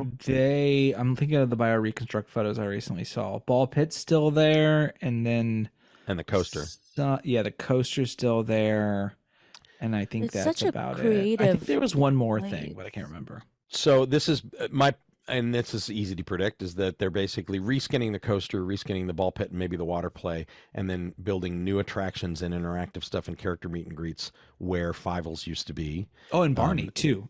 And Barney's gone as well, right? So that's probably going to be. I think they're going to use that. I don't think the building's gone though. I think they're going to use that for I think that's character meet and greets. Mm-hmm. Yeah, and it says that it's the characters they cite are going to be in it are Gabby from Gabby's Dollhouse, which I don't know, but it's like a toddler show that DreamWorks makes. I have no idea what it is, but it's there and it's popular. And themed interactive play spaces and attractions that bring popular franchises like Shrek, Trolls, and Kung Fu Panda to life in the most imaginatively fun ways. So this is going to be mostly the same kind of stuff that was there before, maybe not the water slide, but I bet you it's going to be big climb through things and lots of interactive buttons to push and noises to make, and they're gonna make a big area for kids to blow off steam, which every park needs so more important. of. Yeah, every park needs more of them. But and then they're probably going to who knows what the Nut House coaster will be rethemed to, but they can reskin the whole thing and make it some DreamWorks brand. Same with the Curious George Goes Down ball pit. That can become something else too. But so who knows? It says that this is a part of a collection of new entertainment experiences debuting at Universal Orlando Resort in 2024. So to me, that means a lot of small stuff rather than any big e-ticket. Yeah. But that's good. Of all the parks, it sort of needed it, and that area in particular had not been redone since 1997. Like right before I started on Men in Black is when they put Kid Zone in and put in the Nut House coaster and Curious George. That's a long time. Yeah. So and they had it needs it. SpongeBob there too, weirdly. Yeah, they had the SpongeBob store pants. Yeah.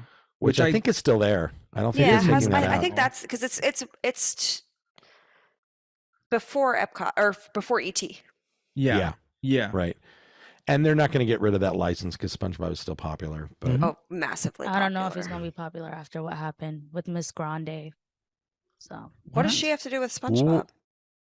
you guys What are didn't you- hear? no. Oh, okay. No, Well, we don't. I'm is this 35. I necessary? don't know. Ariana Grande is a bad person. Oh yeah. Yeah. But what's Tell that me got to do with this. SpongeBob? So Yeah, Ariana that's my Grande, question. Okay, so Ariana Grande apparently has like a whole track record of like being a homewrecker. And I guess like we know. Yeah, the most recent thing is like Because she's from Boca, by the way. That's why. I saw a tweet about that, and like I didn't really understand. I was like, what does being from Boca have to do with being a homewrecker? But I guess it's a common thing. So sorry to everybody from Boca. But they were just saying that she like is apparently she was cheating with the guy who played SpongeBob in like a Broadway musical or something. Oh, yeah. that explains it. That Got must it. have been the last Oh, guy. Okay. So I knew him as like her Wicked or Yeah. whatever. He's in co-star, Wicked but as he's well. SpongeBob.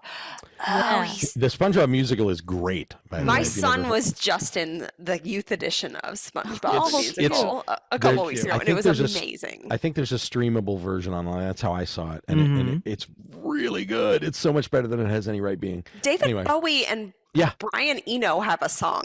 Oh yeah, artists who have kids who love SpongeBob were like, yeah, I'll do a song for you. So the song list, if you look it up, is just an incredible array of artists, including David frickin' Bowie. So it's very good. Anyway, One of but his last works. one of his last works. But it was Well, a we good have one. Black Star, so So- That's true. That's true. Yeah, I don't. Sorry for this is the No, no. podcast of This is tangents a today. Like distraction. so random. But anyway, you know, she's I a wrote player. a song That's- for SpongeBob. There's a sponge man waiting in the sea. So yeah, all right, Anyway. Ariana A Grande, spongy we see man. you. We Yeah. see you being a homewrecker, Miss whatever. She's a Grande. player. Anyway, So that's the DreamWorks area, which is coming soon. It's just this is opening 2024. soon, right? You said 2024. So 2024. Okay, so Yeah. or probably spring. yeah, Their for sure. team is working so fast. Like Yeah. they are pumping out everything. They're like not Yep. even waiting. So it's Yeah. pretty, But don't like, worry, Disney's got that's nice. Moana's. Whatever they got over I have to laugh. Moana's cue for a ride that they cut. That's what Yeah. that is. That is an I have- interactive queue with water for a ride that never happened, and I have bet you to was going to go in Animal Kingdom. That was my Yeah. prediction. Yep. Mhm. Sounds good. But anyway, But let's we're talk really about it. excited for it over here. We're very I'm just- stoked. We'll see. We'll see. We'll see. I mean, I'm not making the trip out. I'm gonna just say that. No, Janine though. Wait, for the Moana thing? Yeah. yeah, she No, lives. no, God, no. You should When not does do it- that. But When does it open? later this year, I think, is, or supposed to maybe be. even soon. It looks I'll- pretty close to done. Like I I'll saw be there from the Labor Day monorail. weekend. I'll be Oh, there Labor Day nice. weekend. Yeah, because I'm Yeah. doing Star Cruiser the couple of days before. That's Oh, right. awesome. Oh, cool. Oh, is that official now? We can tell people. Yeah, we haven't talked about that. Yeah, so I wanted to get on one of the last bookings and I couldn't get one on my own, and I posted about it on Twitter, and my very good friend Dan Amrich, who I know from back in MIB days, he wrote for Game Pro magazine, which was Oh, one of the big fun. video game print magazines. Mm-hmm. They sent him to cover MIB because it was Mm. not only a ride, it was a game. So he and I nerded out. We were like nerds of a feather, as I like to call, and we just got on like a house on fire. So we've been friends ever since. And he has gone with his wife, and the two of them are the nerdiest people I know, and that's saying a lot coming from me. And I mean that in absolute 1000% love. They are the most devoted nerds and deep divers on their chosen nerdity. And Those would be one the of them- best people to go with. They're great. And one of Yeah. those is Star Wars. And they did Yeah. it last year for their honeymoon. And their goal was to do it every year for their honeymoon. Oh, And I know. But they're dressing up like Twi'lek, the people with the headdress Very things. fun. Oh. They're doing full on, yeah, like it's nuts this time for them. Anyway, he wrote me and said, hey, the rooms sleep 5, and we have one of our friends he's staying with us letting you already. come in on Yeah. their he's the- anniversary trip. he's the best person ever, and so we're calling it Nerd Summer Camp because it's Oh, literally That's 5 awesome. adults crammed into that tiny little room. But we're all like, we don't care. We're gonna make it. We're gonna make it work. So we couldn't make it work for one person, Dave. Like, I thought you and I were a package deal. Like, wherever you go, I was gonna go. What's funny is Jason, my husband, didn't want to go because he is kind of he's an extroverted introvert, Mm. Oh. really. God bless him. And so he was like, I will hear all about it from you, and I will not enjoy going as much as you. So I will hear all about it when you get back. He's like, I cannot lean forward and play along for 48 hours. There's just no way. At least And he's I'm like, honest. You know Overtime. what, baby, I get it. I Yeah. get it. So That's maybe fair. somebody, it's fair, totally fair, right? So Mhm. I'm going to that, and then that's like Thursday, Friday, and then Saturday, Sunday, I'm doing some parks before I go home Monday. But Well, we're Um, excited to hear your trip. But Yeah. yeah, speaking of nerdy events, yeah, Dave, you were just recently at San Diego Comic-Con. I was. Talking all about your wonderful Arkham game and Yeah. all that wonderful business. So we thought we'd give you a second just to tell us a little bit about your trip, see what you loved. What nerd stuff stuck out to you? So it was fun. It was a lot of fun to demo our game. We had a big demo table, and I did that for most of the time, and it was really great to see people love it, which was a lot of fun. We had a panel discussion, which was amazing.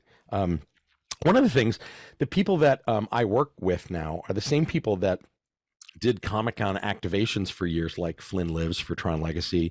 And they did really the first one, which was in 2008, called Why So Serious for the Dark Oh, yeah. Knight. And it was a big ARG game that played out online, and the stories of the movie and characters spilled out into the real world in various places like Comic-Con.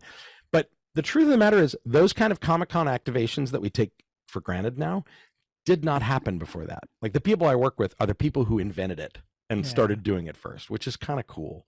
And so we go there now with a very critical eye and be like, all right, where is this now? How does it feel? And this year is interesting and weird because the studios weren't there, right? The Mhm. only studios that showed up and had booths were Paramount and Nickelodeon. But Universal, Marvel, Disney, DC, the studio part of it all didn't participate. The merchandise, of course, did, and on the DC and Marvel side, the comics did, but that's it. And so the best description I heard, and this is from comic book author Tim Seeley, who wrote a comic book for us. He wrote a prequel comic for our game, so we hung out with him a bunch, and he's the coolest dude. And he's one of those people that he's very well known for his comics, and he's an artist as well, but he does it because he loves it, and he's a big old nerd. Like, you can just tell talking to him that it's not a slog for him anymore. He loves the fans. He loves hanging out with them. It was really great. He described it best. He's like, without Hollywood here, the whole thing feels less competitive. Mm-hmm. Hmm. Because normally with all Hall H and the big studio presentations and celebrities everywhere and signings, it feels very cutthroat to just as an attendee to try to Sure. get around and see the stuff you want to see. So he Does said it it's feel much more. more genuine? Yeah, And it felt yeah. more genuine. It felt like it did because I've been going to Comic-Con since the 90s, and back in the 90s it was just comics. And then it started to be comics and toys and collectibles. And it wasn't really until the mid-aughts that movies and TV started to show up. And so it felt like the old days. It felt like the focus was on comic creators and their voices and writers and artists again, which was really kind of great. Of course, you also go for the cosplay, and there was a lot of, there's a lot of misinformation about can cosplayers wear costumes because of the strikes. Yes, if they're not performers, it doesn't matter. Like if they're just cosplay people, if they are influencers, and they are influencers that get paid by studios to influence brands, they cannot talk about the brands. Like there's a whole category of SAG-AFTRA contracts that specifically if they're in the guild. If they're in the guild, and there's even And ones if they're that trying to be one in the future. right. And that's the thing. There are ones that aren't in the guild that are signatory to a very special case contract that is for influencers who are not guild. Those people should not do any of that right now because they will not get in later. But for 95% of people out there wearing costumes, they're just fans, and they don't want you to cancel your streaming. They don't want you to not celebrate the brands, right? They don't want it promoted. But wearing a costume to something is, if you're not being paid for it, is just as a fan. So, I saw some really great costumes. The best one being related directly to the strike. It was a woman dressed as Norma Ray. So she had a white T-shirt on, holding up a sign that said Union. For you kids in the audience, look up Norma Ray, R-A-E. It's a movie with Sally Field. Yeah, with Forrest Gump's mom. With Forrest Gump's mom, and it's is it based on a true story? Yeah, it's based on a true story about a woman who unionized her very, very enslaved company that she was working for. It's a great movie. It's a great movie. And she won an Oscar for it. That's the one where she said, "You like me, you really like me," right? Like her speech was. I don't even remember. Was it? Anyway, No, I thought regardless, that was Gump, it was. Maybe I could be wrong. Was it? I don't know. Anyway, I'm looking it up now. The costume was amazing. It was just for people of a certain age, namely me. The minute I saw it, I laughed. It was just because it was like in solidarity with the strike, and yet also really funny and clever and related to a movie, pop culture moment. I saw a guy who was dressed in jeans and a denim shirt splattered with blood, and one arm was a chainsaw. So he was Ash from Evil Dead, but he also had a Pokemon trainer hat and Pikachu on his shoulder. So he was Ash. It was so cute. You sent that in the group chat, and I absolutely loved it. He really looked. It was like great. Ash from the Evil Dead too. It was like great. at first glance, like he really pulls it off. Yeah, and then my favorite, hands down, was a woman who was Latina, and she was wearing sort of a like a ranchera outfit, like she was in a ranchera band, but it was all Wonder Woman colors, and it had the Wonder Woman logo on her chest, and she said she was Mujer Maravillosa, which is Wonder Woman in Spanish, and instead of a golden lasso, she had a golden chancla. She had the golden slipper to throw at the bad guys. That's creative. It was so good, and it's one of my favorite categories of cosplay is when like people appropriate it into their own culture in a fun way. And she was like, there were so many people taking pictures of her, and she was smiling and laughing and like superhero pose, but she was a little auntie. She was like 5'4". It was adorable. It was so cute. Anyway, so lots of great costumes. Sally Field won for Norma Ray. You are correct, and Places in the Heart. So right. Oh, and 80 for Brady. It says here. No, okay. Nobody saw that. So Comic-Con was not the giant circus it normally is. It was particularly exhausting for me because I was working and lugging stuff back and forth at the convention hall and all this stuff. But it's still fun, and it's still fun to watch everybody's creativity. And my favorite thing of going every year, even on the years where it was all big in Hollywood, is you go down what's called Artist Alley, which is a series of about 6 or 8 rows of just indie artists. And some of them are big comic book artists who do their own personal stuff on the side. But it's all just artists selling their wares. And I always make a point. I'm like, I'm going to set aside $100 and I'm going to go buy, 15 or 20 things from all of these people because it's rad. It's like it's a great place to discover new art, discover new comics that you haven't read. There's my favorite booth is the Prism Comics booth, which is the LGBTQIA comic imprint press. And so all the creators there are queer of some flavor, and so all the books are really awesome. I bought a bunch of queer books, got them all signed, So it was a good Comic-Con overall. I haven't been since 2019, and it was really nice. It was a really nice sort of homecoming for me of that event. Cool. That's awesome. I guess a little farther east we're going now. We'll just say it like that. Oklahoma, where the theme parks are being built. So what's going on in Oklahoma? So there is a proposed $2 billion American Heartland theme park is what it's called in Oklahoma. This erupted onto Twitter/X last week with a lot of people commenting on it. The park will feature a collection of 6 distinctly American lands to welcome guests on a journey through the best of the American story. Great Plains, Bayou Bay, Big Timber Falls, Stony Point Harbor, Liberty Village, and Electropolis, which is sort of their turn of the century Tomorrowland, if you will. It's a 1,000-acre development, estimated to cost $2 billion.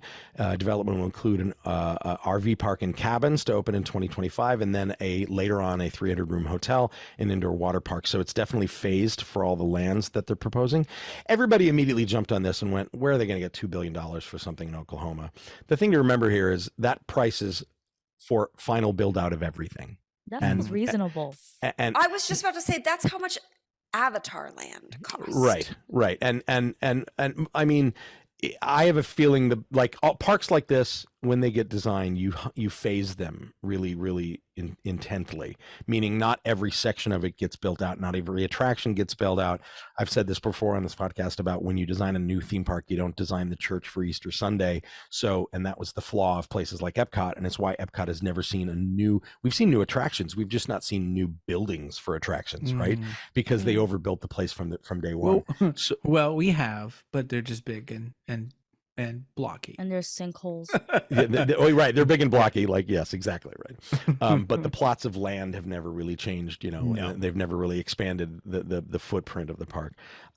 Anyway, the thing that was really interesting to me is that people immediately jumped on it and said, oh, this is MAGAland, right? Like this is meant to appeal to people who are like, fuck woke Disney. Let's go here instead. And I understand that we're not in a good place right now as a country, and there's a lot of sort of anti-American sentiment. I'm not particularly proud to be an American right now either, but you got to look at this objectively and say, first of all, the people involved in designing it and operating it are all high quality talent. Like there's a bunch of ex-WDI and ex-Disney, Walt Disney World operations people who are behind it and listed on the website. And all the fans were like, I don't recognize any of these names. And it's like, well, fuck you, because because there's thousands of people.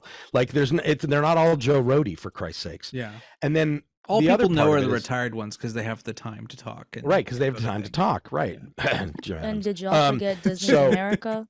Like, let's not forget and that. Disney's America, and that suffered from a lot of bigger problems, which it could never be built as designed right now because there were cultural issues that they were trying to tackle that they shouldn't have. Building on This a looks like it's battlefield, more right? about like physical regions of the story of America, which is a way you can stay inclusive, and are they going to tackle slavery? Probably not. No.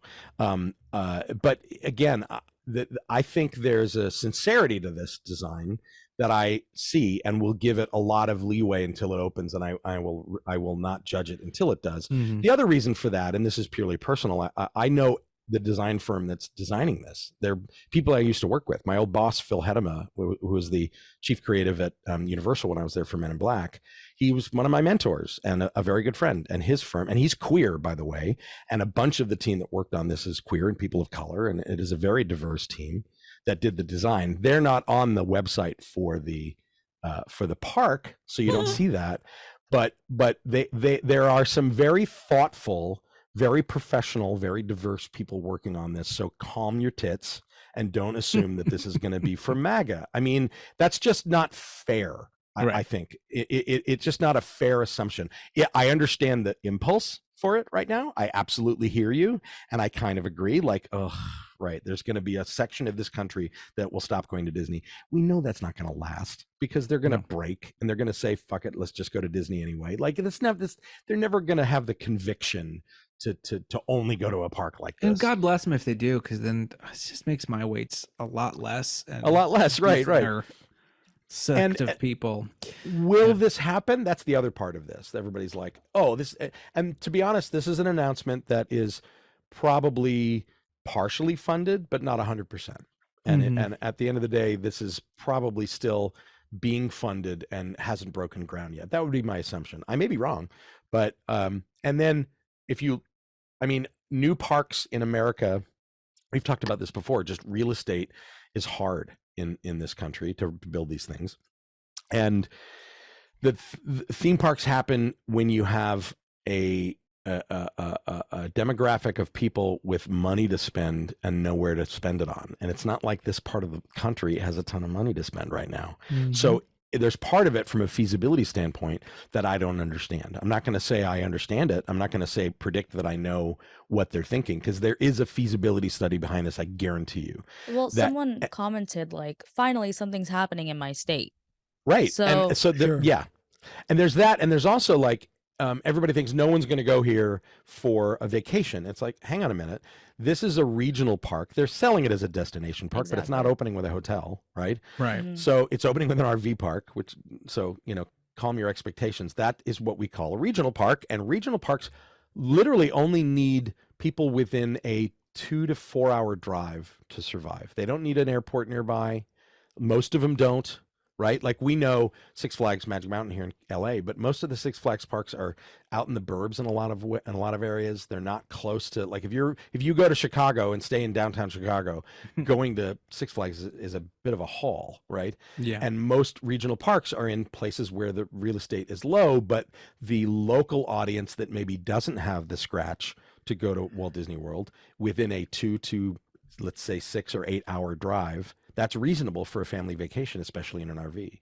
So, and all places, all regional parks are not going to be priced at Disney. No, like pricing. No. So Most there's of them a aren't. lot of that. Yeah.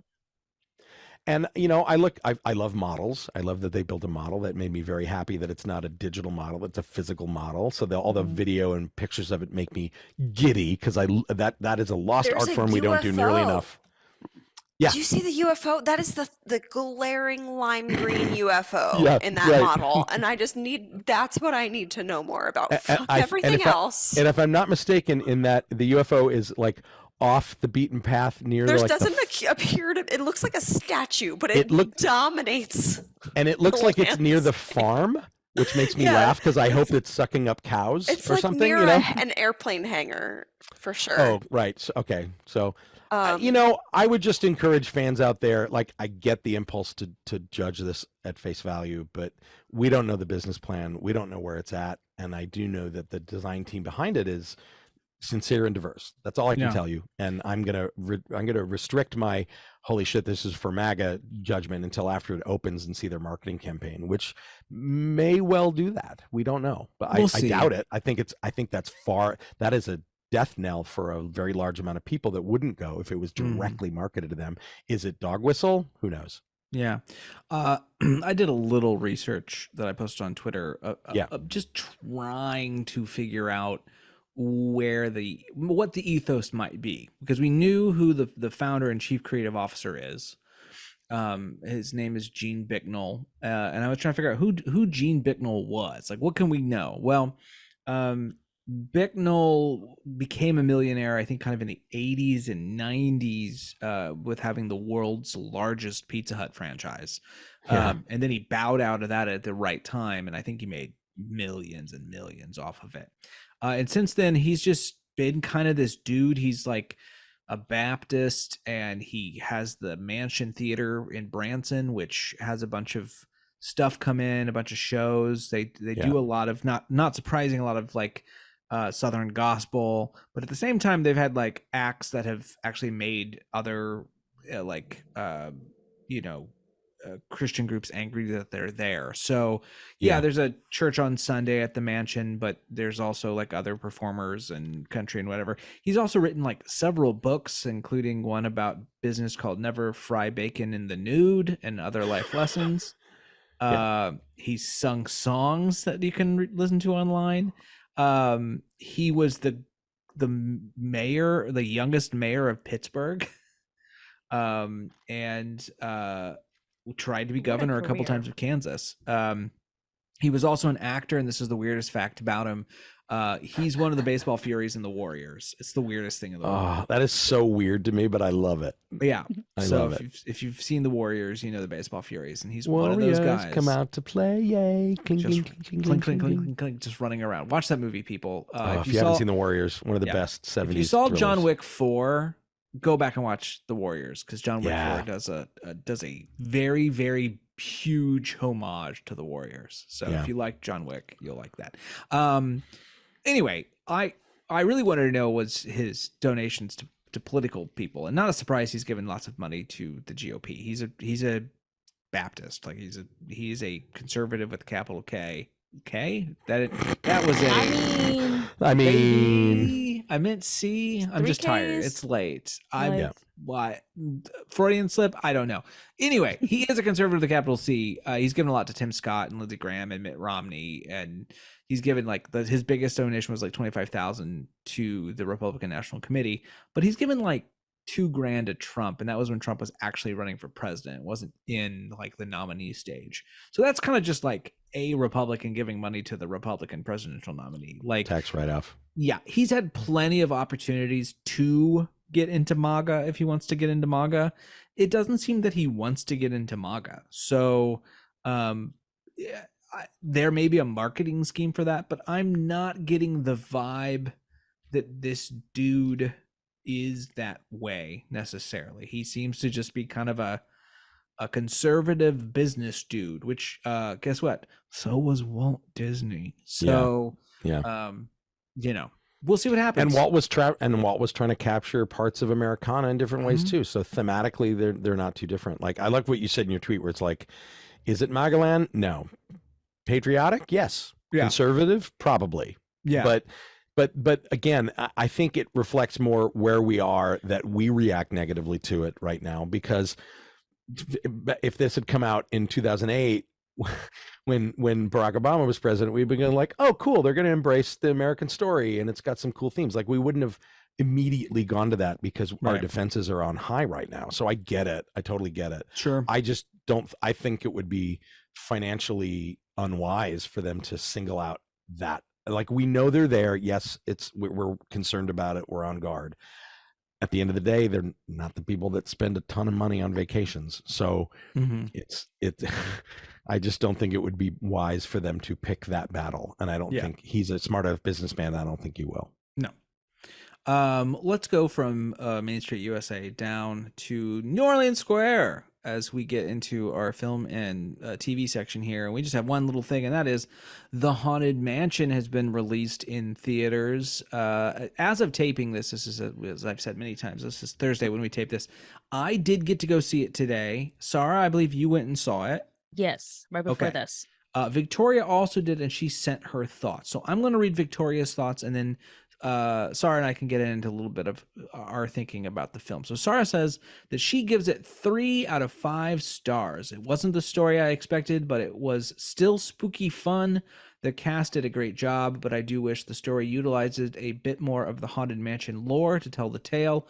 Overall, I appreciated their ability to show the vulnerability of grief in a black man and his ability to show and express that in front of a black male child. The sets were great, and I appreciated the love letter to New Orleans that was shown within the film. So that is Victoria's thoughts on the film. Sarah, what did you think of the Haunted Mansion? I honestly liked it. Like I didn't think it was amazing, but I didn't think it was horrible either. I would say I would give it like a maybe 3.5 out of 5. I honestly didn't get the New Orleans like it didn't scream New Orleans to me. This could have taken any place. It could have been taken in any place in the South. So I wish that there was more of that New Orleans influence. Like we got a couple scenes here and there, that When showed they're like in New Orleans. Yeah. yeah, Yeah. when they're in New Orleans, that showed like, oh, this is like what funerals are like in New Right. Orleans. But that was it. Like there wasn't really it wasn't like a love letter to New Orleans for me. But I could see how there were a couple scenes that would have someone think that.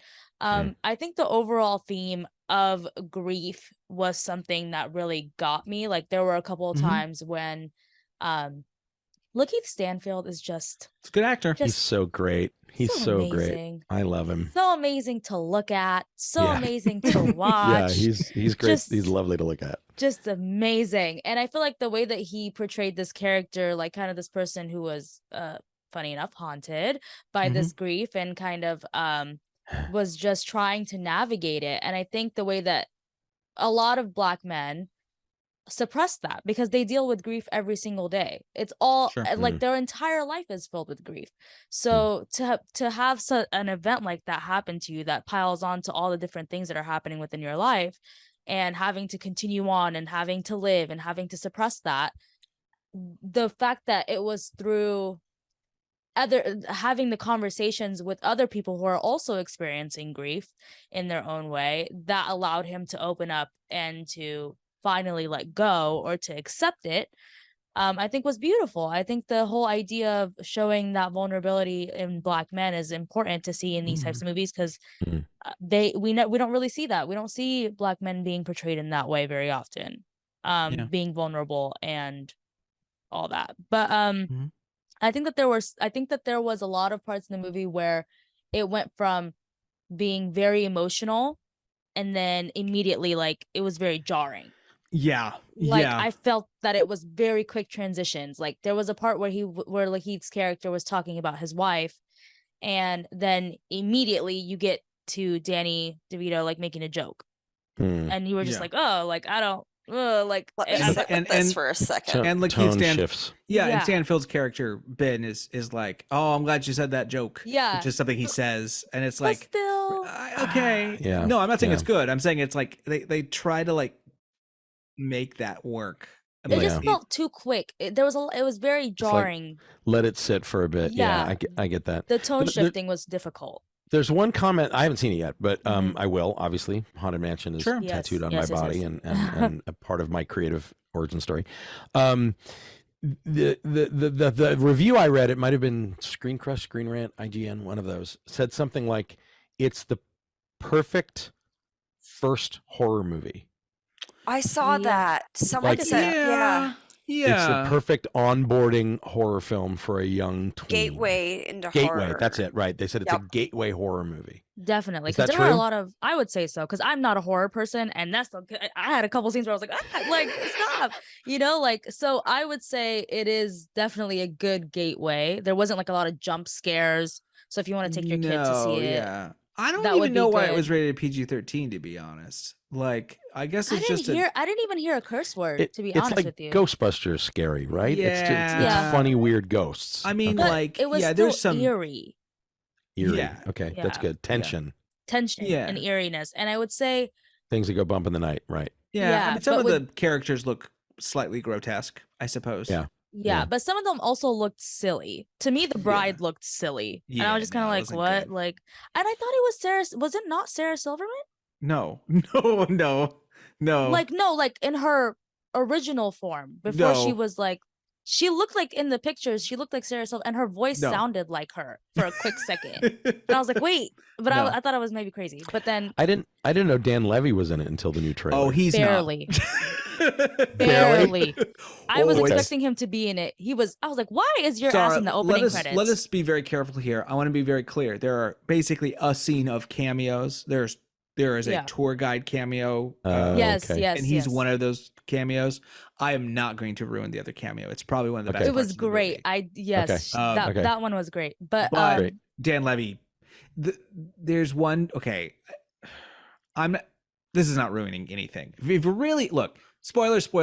It's in the sense that like I'm going to talk a little bit about things, but not like things. There's a good joke with Dan Levy because he ends up playing the piano at one point, and he plays. It's very quick, and if you're not listening, you won't catch it. He's playing Small World. Oh Just my gently on the God. piano. He's just playing It's a Small World, and it's just fun. Yeah. But it's like in the background of a shot, and if you're not paying attention, you wouldn't even know. But you know what's yeah. great about this? And this is the final thing I'll say on this movie. Sure, Jared Leto kind of ate. Like kind of ate. He really What- did. Really? Oh, Well, we'll talk about it. Really did. And I'm it's coming kinda. from the heart because we were talking shit.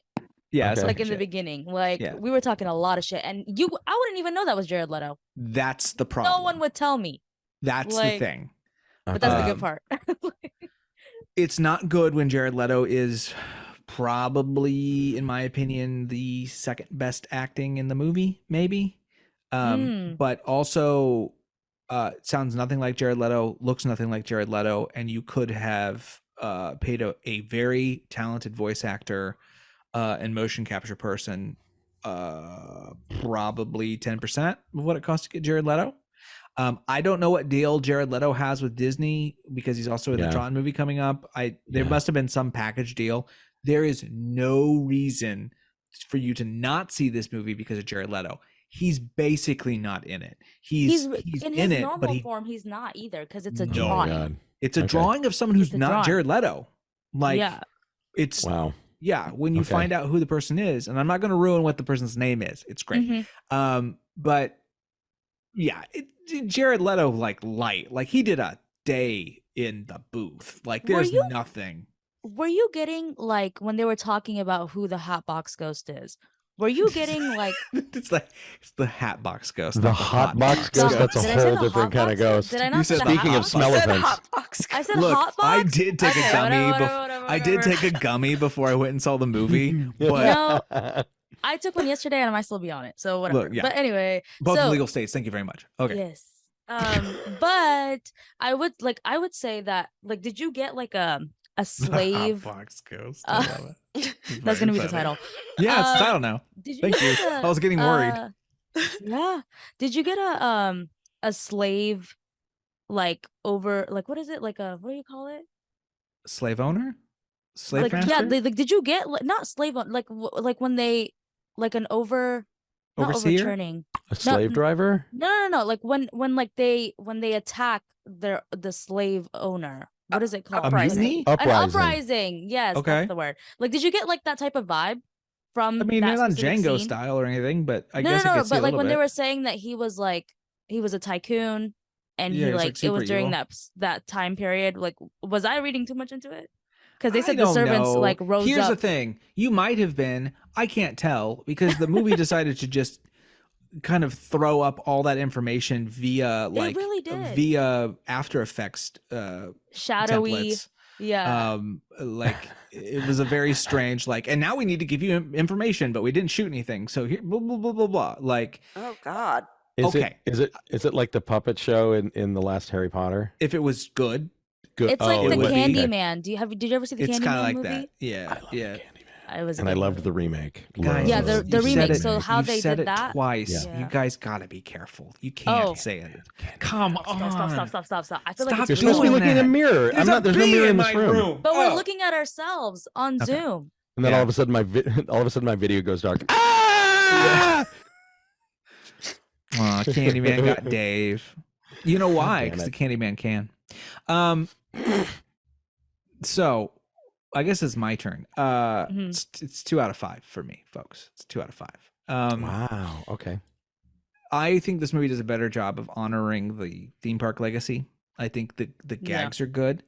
They find a way to incorporate the East Coast and West Coast versions of the Haunted Mansion, which I thought's pretty rad. They do some references that are fun. Victoria's right. I wouldn't say they used the lore as much as they say like there are lots of myths and here's a couple. There is, I don't think it's a shock to say that the character of Master Gracie is in the movie.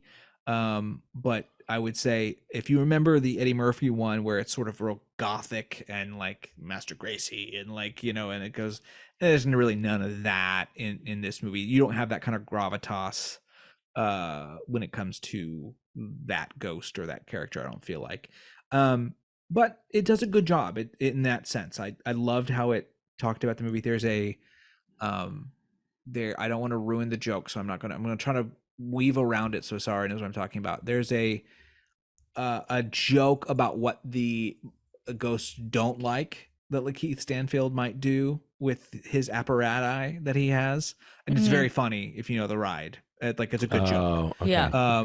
And there's some stuff like that where you go, oh, okay. The first act, I thought, okay, I'm seeing where this is going. It begins kind of weird, but then Lakeith Stanfield comes in and is Lakeith Stanfield, and you're like, okay, all right, okay, I'm digging what this movie's trying to do. It's talking about grief, okay.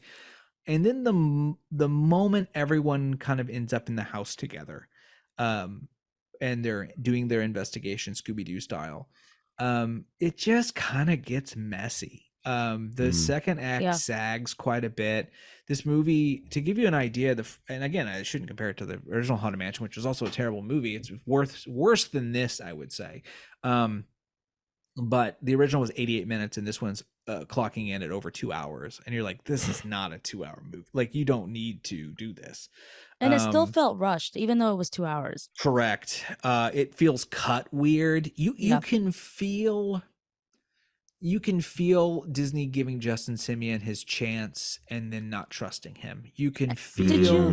Did you notice the camera executives. work too? Mm-hmm. It was Yeah. very strange. Like This- there was Yeah.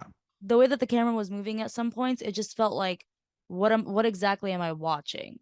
Yeah, it would go from handheld to smooth and back and forth, and there's some desires. I can see what he's trying to do, some stuff there, but the cinematography overall is really flat. There's not a lot of dynamics going on. The script feels like second draft, real achy second act, and The kid sounds like a video game character. I love the kid. I thought he was a really good actor. He gives some of I the don't best. know.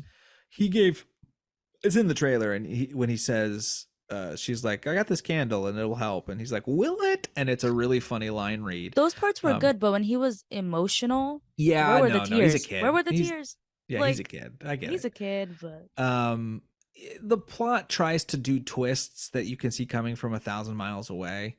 And I'm not saying it's bad, but it just kind of, you're like, okay, why is this the order of operations? Why?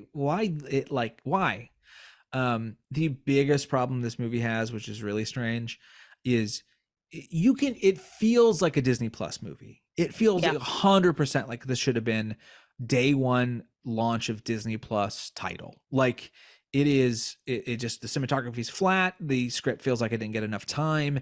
The special effects are pretty good, but I wouldn't say that's a big deal.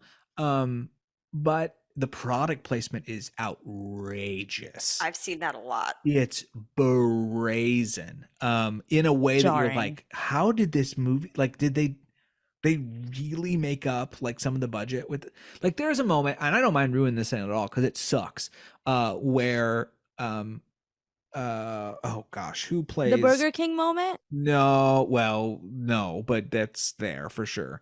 I'm talking about what's her name, who plays the medium, Tiffany Haddish, who I think kind of Tiffany Haddish is all over this movie. I don't love her performance. She's much better in After Party. When she gets to be a slightly straighter character, it works. When you let her go off the handle, I think it's a little too much. But she goes, if any of the ghosts want to write on here, because a couple times the pin will go up and they'll write something. She literally says out loud in the middle of a dramatic scene, I'm going to set this notepad and pencil I bought at CVS. Yeah. Right here if you want it. And you're like, what? And it just kind of like, there are multiple moments where you go, how much did they get paid to have this in there? Like, I was looking up why it was rated PG-13, and I found like a parent take on it. But one of the things that she mentioned was, I noted mentions of Burger King, Costco, Amazon, Baskin Robbins, and Yankee Candle. Yeah. It's fairly egregious. Like, it doesn't work for the plot. None of the references make sense. The movie is I feel like I'm harping hard. But the movie has a lot of these kind of phrases, which is like, we've got to go do this thing because that guy's there. And you're like, we know. We're watching the movie. Like, Yeah. all of that is occurring, but they're running down a hallway. This movie's got a lot of punch up, a lot of jokes on the edges of edit cuts done in voiceover by characters who have their backs turned. Like, there's lots of this. It just feels like Justin Simeon's trying to tell the story about grief, and it's kind of funny, but it's kind of spooky, but not really enough of any of it. And then at the same time, executives are like, well, we're gonna put this in for Amazon, and we're gonna do that, and can you tie this in, and Yeah. can you wrap, and we have a deal with Jared Leto. Like, it just feels a little by committee by the end. I had fun watching it. I'm not saying that like it's a terrible time. I was not exhausted by it. It's And not I an didn't- Oscar movie. Let's no, no, say no. that. But it's an enjoyable watch if you just and I want to have a wanted to good give it- time. And I really was waffling between 2 and 3 most of the time. But by the end, I was like, I can't, like, I'm not going to go back and watch this ever again. Like, this is, along with Jungle Cruise, movies that are going to fade into the fog, and they're never going to affect the attractions that they were made about, as people fear. And maybe that's okay for some people. You know, maybe that's what some people want is okay, this movie made a little bit of money, but it's not gonna, like, we're not gonna get a Johnny Depp in our ride. We're good. But like, It just needed more time, I feel like. If it had more Yeah. time, more editing, just figuring almost if it it was really getting out. like released in October of this year instead of July. Yeah. You know, Halloween, that season of spookiness. This movie is eyeing 30 million for its weekend debut. That's bad, y'all. Like, it's probably going to make, if it makes 30, it's got like a $200 million budget after marketing. Like, it's not going to have legs. People are not going to, word of mouth is not good. And it's not going to make its money back. So don't expect a sequel for this one. I mean, don't expect a sequel for Jungle Cruise, even though they're talking about it. I think it might have made more, but it certainly didn't make its money back either. So I don't know. I don't think theme park attractions are as hot as they want it to be, because guess what? Pirates of the Caribbean was like 10% theme park attraction and 90% Captain Blood. Like, it was very much its own movie and a You homage to almost other forget stuff. that it's based on Yeah. a ride. Totally, Yeah. 100%. And there's no way you can with this. And I wouldn't want to. This is it. There are lovely touches here. I don't want to bum anyone out. Like, this, go see it. It's fun. Like, but just keep your expectations low. Know it's better than the Murphy one, but like, it's not a barn burner, to say the least, I guess, which is a bummer. If you're, I want if good you're things. going I feel through like grief, though, I feel like it'll hit. I feel like I'm punching like Dave's husky in front of him. Like, I just feel like I'm Oh my like, God. I'm beating his children by being mean to Haunted Mansion. But No, I'm well aware that movies can be bad, and I can still enjoy them and not hate people for them being bad. Yeah. Like Tron, look at my father's favorite movie is Tron, for Christ's sakes. That movie is not good, but I love it for a very specific reason, Sure. which is where I was in time when it came out. This weird production technique that they used, which was not CG, that has never been done since. Like, Yeah. it's a unicorn of a weird movie for me that hit when I was 12. This I will probably enjoy for its references. Yes. you will. But I'm not, I'm open to it being not good. I'm not Yeah. going to defend it. But- I think and it's a good Owen horse in this Wilson, race. Owen Wilson and Lakeith Stanfield, they're great together. They're a great duo. Yeah, they're fun. They're fun. So you'll enjoy it. You'll definitely, if you just go into it with not a lot of expectations, you'll have a good time. It's Can a I say good that- weekday, middle of the Yes. day movie. I will say this: there is one scene where Rosario Dawson kisses Danny DeVito on the top of his head like he's a he's a dwarf in Snow White, and it's the cutest shit I've ever seen in my life. Because You, Danny DeVito is a fucking I was treasure. expecting Yeah. more of him. You yeah, know, he doesn't get a lot to do. He doesn't really. he just, it's so It's sad like because Rhea he seems Perlman so. and Rhea Perlman in the Barbie movie is like this lovely little cherry on top of the whole thing. yeah, She's in Yeah. it very little, but it's Very great. little. Yeah. yeah. He gets to have some fun moments though. There's some. Danny DeVito. They better get him in Hercules fast, because I can tell late. from this He's movie like he's 78. just tired. Like, Yeah. he seemed so tired. Or 70. something. I don't think he's 78. but Yeah. he's That old. can be a performance capture performance. They can make a little satyr that's digital, and he can voice it. It's fine. Who's the new Danny DeVito? Who could take that role? No one could take it. No one Nope. could take it. I don't even want to hear it. Who is I- a new Danny DeVito? I Do we don't. have one? No, I don't think. I don't think we one. have one. Like, Like, I think the closest thing, and it's not close, I would say, is Seth Rogen. no, that sucks. I hate that. It sucks, but that's That's the not good. closest I can think to like bringing that energy. Who is the I new feel like Danny Seth DeVito? Rogen is too raunchy. He's just too Danny tall. DeVito He's It's too- not close. No, I Who don't would it- know who. Hmm. Oh, this is frustrating. I would have said, give me a Brian Dennehy if Danny DeVito's not available, but that's All an right. old reference. Yeah, I don't know who that is. I You don't don't know who know Brian either. Dennehy is. No, just another character actor who's dead already. Don't worry about it. I don't know anything about anything, Nathan. No, I literally is my profession. You So know it's a okay. lot about a lot of things, Janine. We learned that Yes, a lot. you in I this know about do. podcast. karst. You know about about karst. sinkholes and birds. That's Yes. important. Yes, I it's just far don't know more anything important. about what we do here. Well, I'm what we here do to now, derail. what we do Good right now is vibes. beware our guest.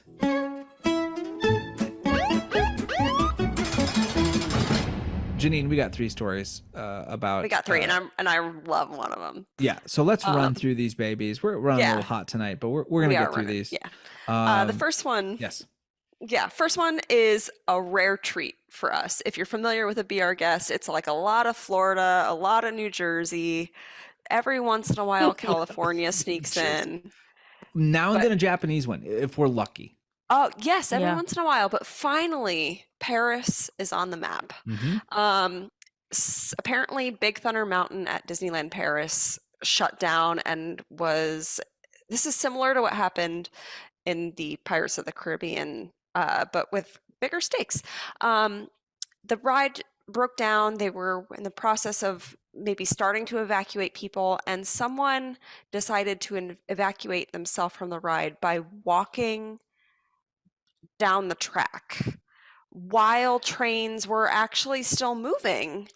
And yeah, so there's a video of just like cast members running after people, Yeah. yelling, and it's the people like stepping up off the track. Bonkers. Bonkers. Yeah, and this is where we just need to let the herd thin itself. yes, Like, absolutely, 100%. Screw these No, people. there's like kids in the line. They don't need to I see know, that That's they shit. don't- good. No, I but this will know, teach but them. This will teach It them. will them. teach 'em. Don't do it. Yeah, right. Yeah. You know, Or I you'll would become expect this from goo. an American. I wouldn't expect this from a Parisian, like a European. You're Y'all are giving you're giving like- you're Giving them a lot French of yeah. You Yeah. a know, lot more romanticism than I they give deserve. them more than the Americans. How about that? Like, Yeah. That's okay. like it's like a smidge more, enough to not Brexit. get on the track. That was Brits. That's the British. That's the British. That's the British. That's right across Still the. Europe. It's the British. Yeah, that's a train Well, right there's away. there's Le Pen. There's the wait. Don't get me into this. This is you're making me talk about European fascism. Okay. Yeah. So anyway, that's that. And then back to our more familiar vibes at Epcot. A guy got arrested. Apparently, it's not worth it, dude. It's not worth it. No. A 39-year-old dude from San Bernardino, California, was It would be San Bernardino. arrested. I don't know enough about California, but I trust your take on New that. Jersey of the West. No, I'm just kidding. This guy was in line for Ratatouille, and it's a similar situation to the previous one where Ratatouille got shut down, and this guy was pissed off about it and was demanding a lightning lane, and the cast member was like, I can't get you a lightning lane, you just got to get in line. And he ended up they called the manager over, and then the tablet wasn't working, and then the guy got even more pissed off, and he ended up slapping the tablet out of her hand, causing it to hit the right side of her rib cage and fall on the Ow. ground, to the extent that she had to go to the hospital with minor injuries, which is like, that's some force, dude. Yeah. So this guy got arrested. He got charged with battery and is represented by the Orlando Public Defender's Office. Look, I fully understand his problem here. I would be irate too. All you want to do is go on Remy's and jack off. That's the thing we do now. It's important. It's something it's part of He was the trying to get his Florida frustration out. experience. And you're Mhm. told you can't jack off on Remy's. It's not good. I'm And, never getting on that ride It's not worth it. because It's I don't know really which not. one it was. yeah, it's Which really not mouse worth was it? Consider all of them. It's all of them. Yeah. It's Sarah, just I have gonna a be all of question. them. Have you ever stayed in a hotel? I have, but I'm very picky. Don't And I- bring a black. Don't whatever you do. Don't bring a black light. Yeah, don't do that. I'm Don't do very that. picky, and it's like right now, like I'm literally about to order disposable blankets. I'm serious. Oh wow. Yeah. And Speaking, yeah. Speaking of a place that I am 100% sure someone's had sex in at some point, Janine, finish us off here. Where are we Oh going yeah, next? this story delights me and How are also you 100% concerns me. sure? But it delights me. Apparently, there is a frequent flyer to the Carousel of Progress who is not expected and is a little bit of a chaos agent, which we love. We do love it. Harmless. There is apparently a local Disney World squirrel that likes to chill. And by chill, I mean frantically scamper about the stage and theater of the Carousel of Progress. Yes, it's very well said. There's many videos. They talked to staff who said that, like, oh yeah, it keeps happening. I think just recently in the past month, it's happened a few times. Delightful videos of like Halloween scene and a squirrel scampering across the Well, he's just stage. climbing those The side animatronics. scrims. Oh yeah. Like, Yeah, running through the theater where people are seated. It's a blast. I love that little guy. I hope he doesn't get squashed in the wall. Oh, That's my worry. Yes, He doesn't know. it can happen, but he stays on the Like- stage. That's the thing. Yeah. He's okay. He's just chilling on the stage. He comes down. I saw a video where he came down and like ran around the chairs for a Oh, bit. that's true. he's living Yeah. his best life. Yeah, Yeah, it's hot out there, man. He's It's hot figured out it there. out. good for him. Yeah, love I it. don't know. Yeah, I don't. Yeah, it makes sense. I get it.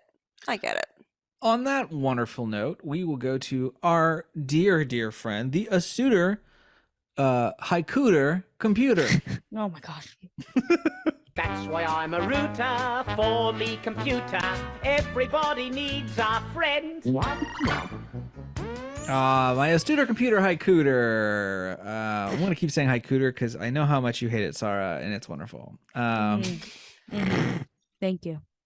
Astuter, could you please write me a haiku about something in this week's news?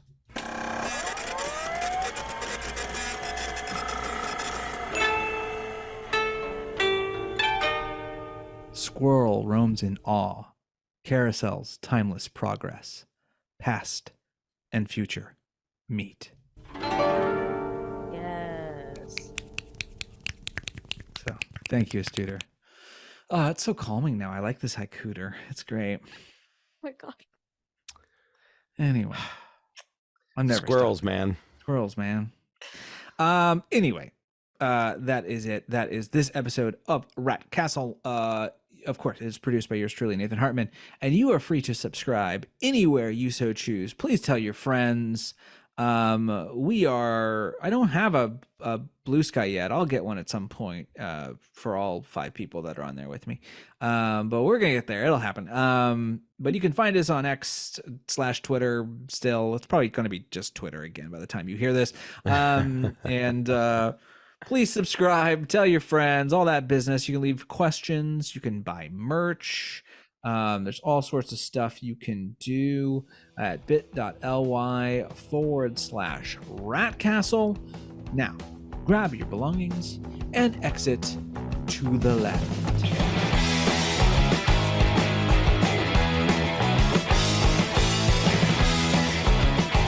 Will you stop this foolishness? What foolishness would you like to see? Will you get out of here?